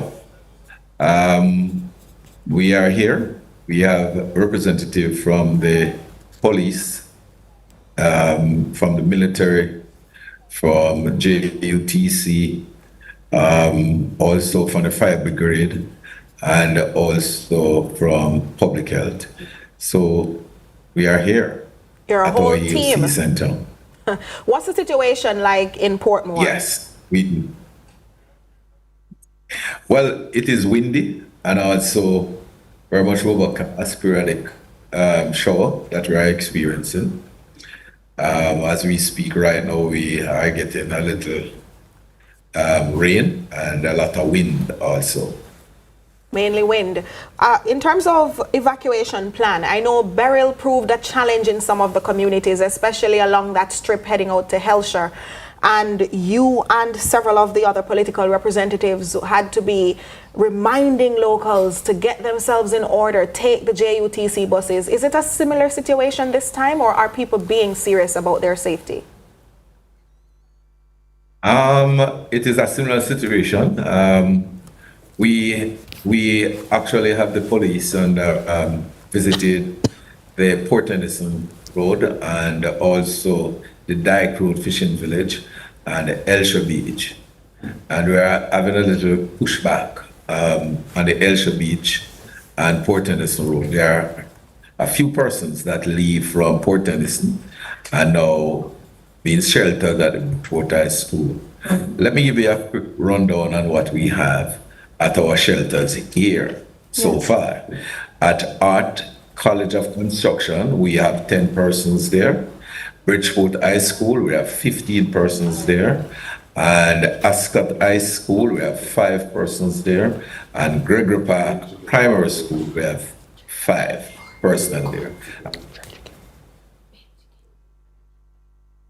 I understand. So it seems to me that they're trickling in based on what you've shared with us. Some centers, or some shelters rather, Bridgeport with 15, Ascot with 5. So it's a staggering situation. Early days yet, I'm sure, for some of these people watching us on TV thinking it's going to be a passover, a pushover. They'll make it out. Mayor Thomas? All right, sorry, we're having some technical we'll get issues. Back to Mayor Thomas later on. Again, the issue concerning of evacuation coming up. Very concerning. Hellshire, I mean, in the best of times. I wouldn't take a chance at Hellshire. I don't know. If I were living in Hellshire or anywhere near those areas, I could assure you, I'd prefer to run to another section of the island. I would not be there.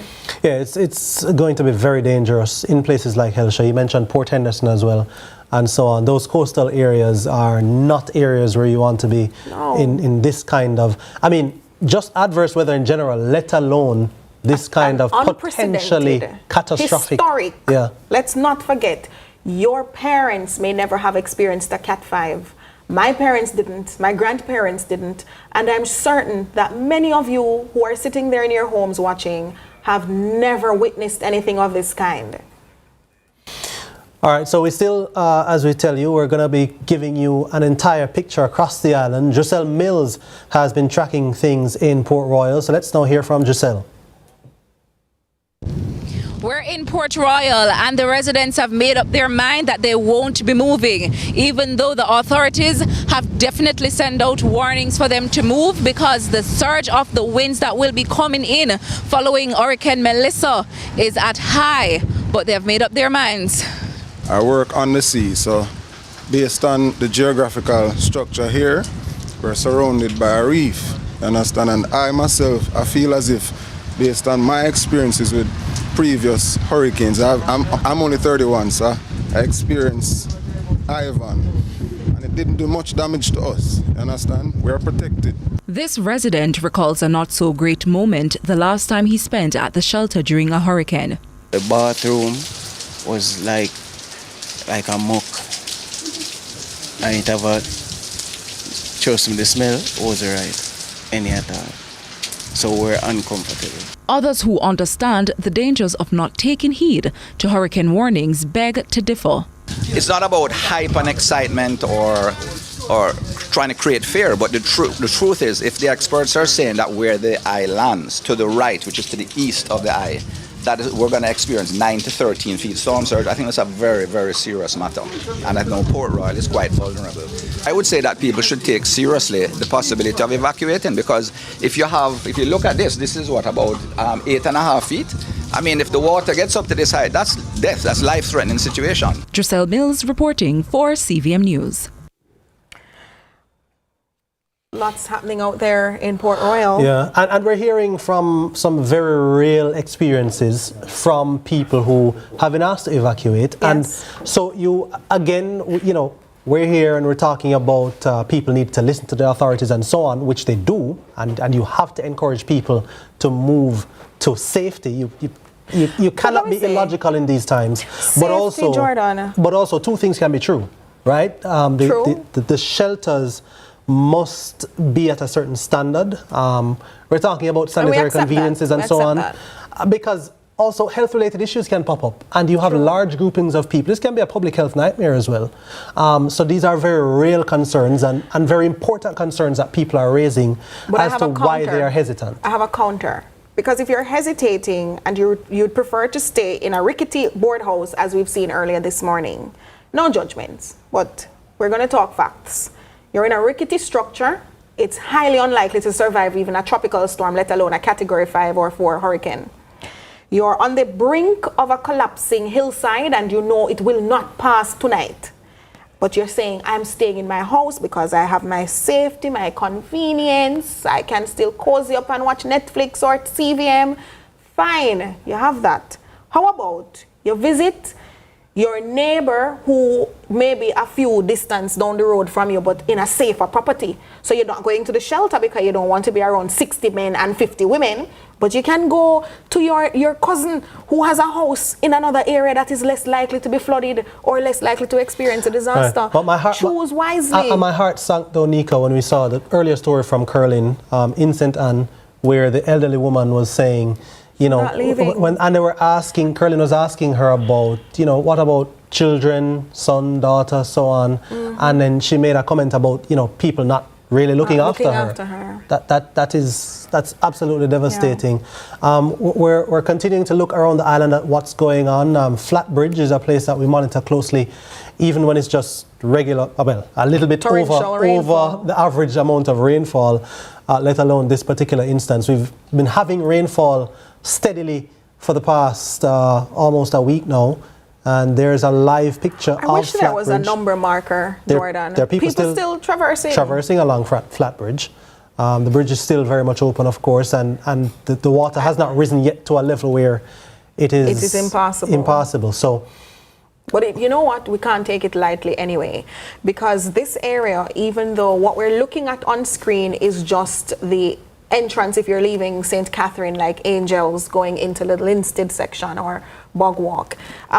What you're looking at is a microcosm of the greater space around this vicinity or in this vicinity.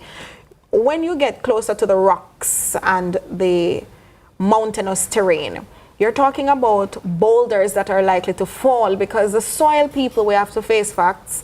The soil would have been saturated from about last week coming into this week. Before Melissa's notification to our phones and to us, Melissa or otherwise, I'd say other climatic conditions were causing rainfall, heavy rainfall in some communities. And so the soil is wet, saturated, fully saturated, loose. We have rolling boulders on a regular rainy day in some of these spaces, let alone, and you're looking at the zoom shots I just pulled out there, but we're looking at the zooming of the zone. Rocks will fall. Rocks will fall. Yeah, and I'm sure we'll continue to get some more of the footage from these cameras. Omari Wilson is in St. Elizabeth, of course. He's been covering for us all day and since yesterday, actually. Let's hear what he has to say now. As you may know, the Black River area in St. Elizabeth is prone to flooding. Now, preparations are on the way. They have been on the way. They have been undergoing serious preparation planning. I spoke with the councillor here for the Black River Division, and this is what he had to say as he prepares for Hurricane Melissa. Where we're at now, I can tell you we have 87 shelters. Of the 87 shelters, we have 17 shelters that are activated currently with some close to 200 persons, and that list keeps growing. So I can safely say that persons are now becoming more aware of what is going to happen, and as such, they are now reaching out, wanting to really relocate to shelter. So part of what we are focusing on now is evacuation. We would have started from yesterday. The Minister of Vans would have sent 5 buses to assist with transporting persons from some vulnerable areas, especially along Treasure Beach, Billy's Bay, Port Charles, Pondside, Parity. These are areas that we targeted yesterday. We, sadly to say, we didn't get much response from Treasure Beach, and nobody really came out from that side. But on-site party, we got roughly around 60, and we are still doing some amount of evacuation in that space as we speak, so the list will continue to grow. So I'm happy that those persons are responding positively. We took the decision this morning that Galleon Beach is one of the hot spots. So we would have reached out to the JCF, who is a part of this. I have to commend Superintendent Minto DSP Blake for the support that they have been given. They have been doing announcements to these hotspots, encouraging them to take the evacuation serious. As you can appreciate, St. Elizabeth is not under the mandatory evacuation plan, so we are encouraging, persuading persons to put life over everything else at this point in time. So we also are looking at Flight, which is another vulnerable area. We are sending out the information and we are trying to mobilize. Well, we are getting transportation for them nonetheless, and we are looking at Mountainside and Black River as potential shelters for these persons to be located if they do so willingly. So our main focus now is on evacuation. Based on the latest update that we would have received, the system is going to create catastrophic damage. And I'm appealing to persons in low-lying flooding area. Still not too late. Let us put life over everything else and try to use the system that we have available. I am concerned about the public hospital, that's Black River Hospital, and I am in dialogue with the chief officer to see if we will have to do some evacuation or for them to look at their evacuation plan. But I am concerned about the hospital space at this time, and we are having some discussion to see how best we can, protect life and see how best we can move with that. So our main effort at this time is really evacuating, and we would have been pre-deploying additional resources to these shelters to support the amount of persons coming in.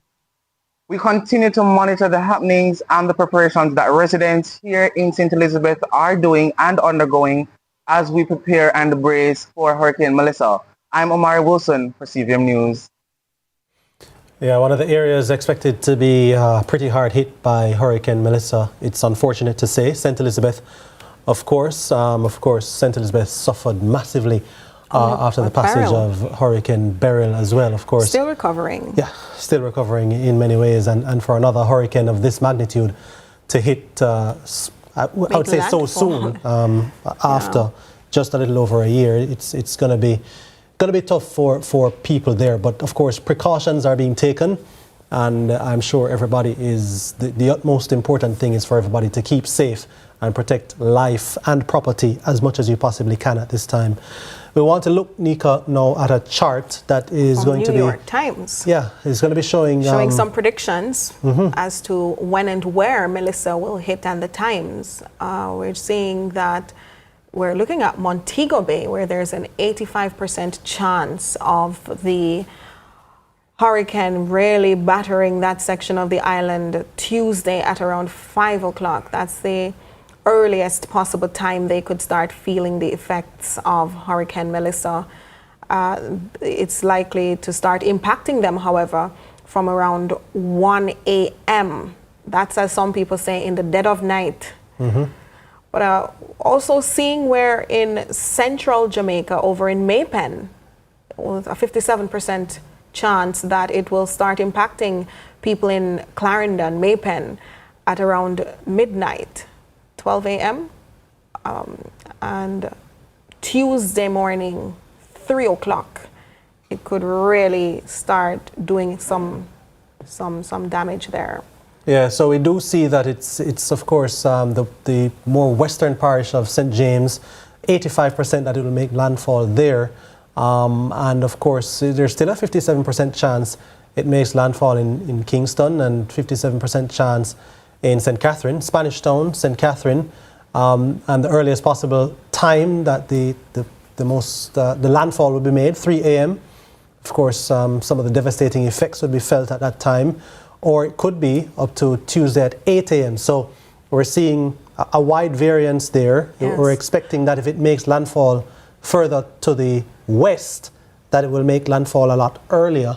And if it makes landfall more to the east, then it would be slightly later into about the early morning hours. And this is also a reminder then that if we're going to be skeptical of our local authorities, we do have reference from international independent bodies that are not government aligned or inclined, and so they're more going to show you what it is from their perspective. It also speaks to what's likely to happen in Cuba, which is just next door to us, and so it's going to be a sad moment for the Caribbean, but we shall overcome. We, in fact, will have more coverage for you right after this with Amoy Harriet and Giovanni Dennis. They will be taking you up for another few hours. I want to show you a bit of what's happening over there on the Kingston Harbor.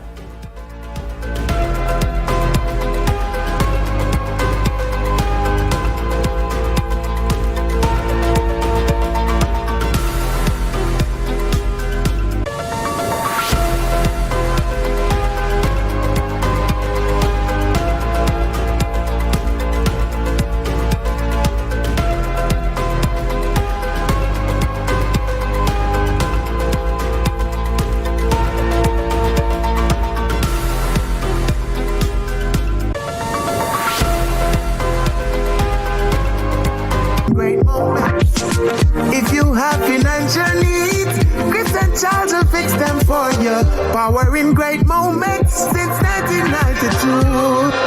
Oh, we have it all. Power in great moments. Relax, you got Chris and Charles. Oh, we have it all. When you think alone, think Chris and Charles. Every day starts with care. Care that's always close. Supermed Family of Pharmacies is where you go for everything you need. From your morning routine to life's biggest moments. Supermed Family of Pharmacies is always by your side. Whether it's prescriptions or household essentials, trust the care that's close to home. Super happy, super healthy, Supermed.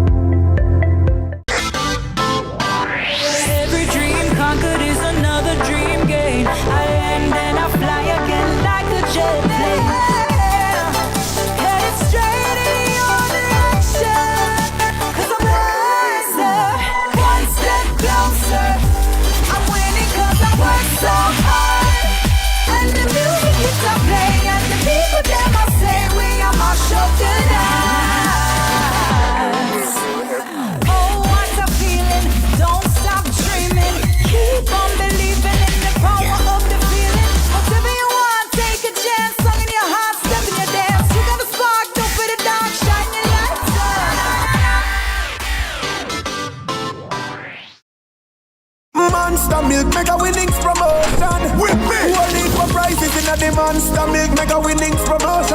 Buy any 3 boxes of Monster Milk and WhatsApp your receipt along with your name, address, phone number, and the name of the promotion to 876-352-1517. And you could be the lucky grand prize winner of a $200,000 Visa card. Or you could win 5 weekly prizes. Promotion runs September 15th to November 30, 2025. Grand draw December 4, 2025. Conditions apply. Authorized under Section 58.3 of the Betting, Gaming, and Lotteries Act. Made by Seprod. Must be good.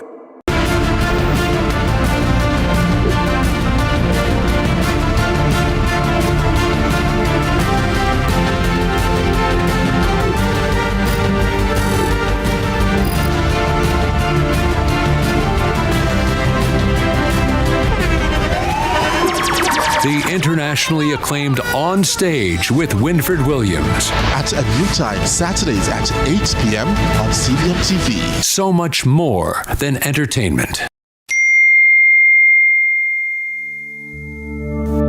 A mammogram can shape your motherhood. The Jamaica Cancer Society, helping women now. Visit the website at jcs.live. Early detection saves lives.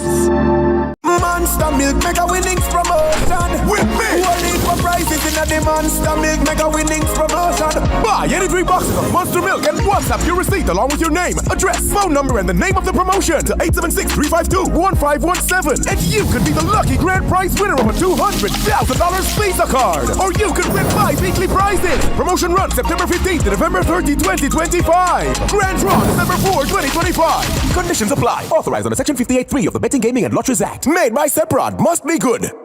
Visit VC's Electrical Sales today at 21 Mannings Hill Road, Kingston 8.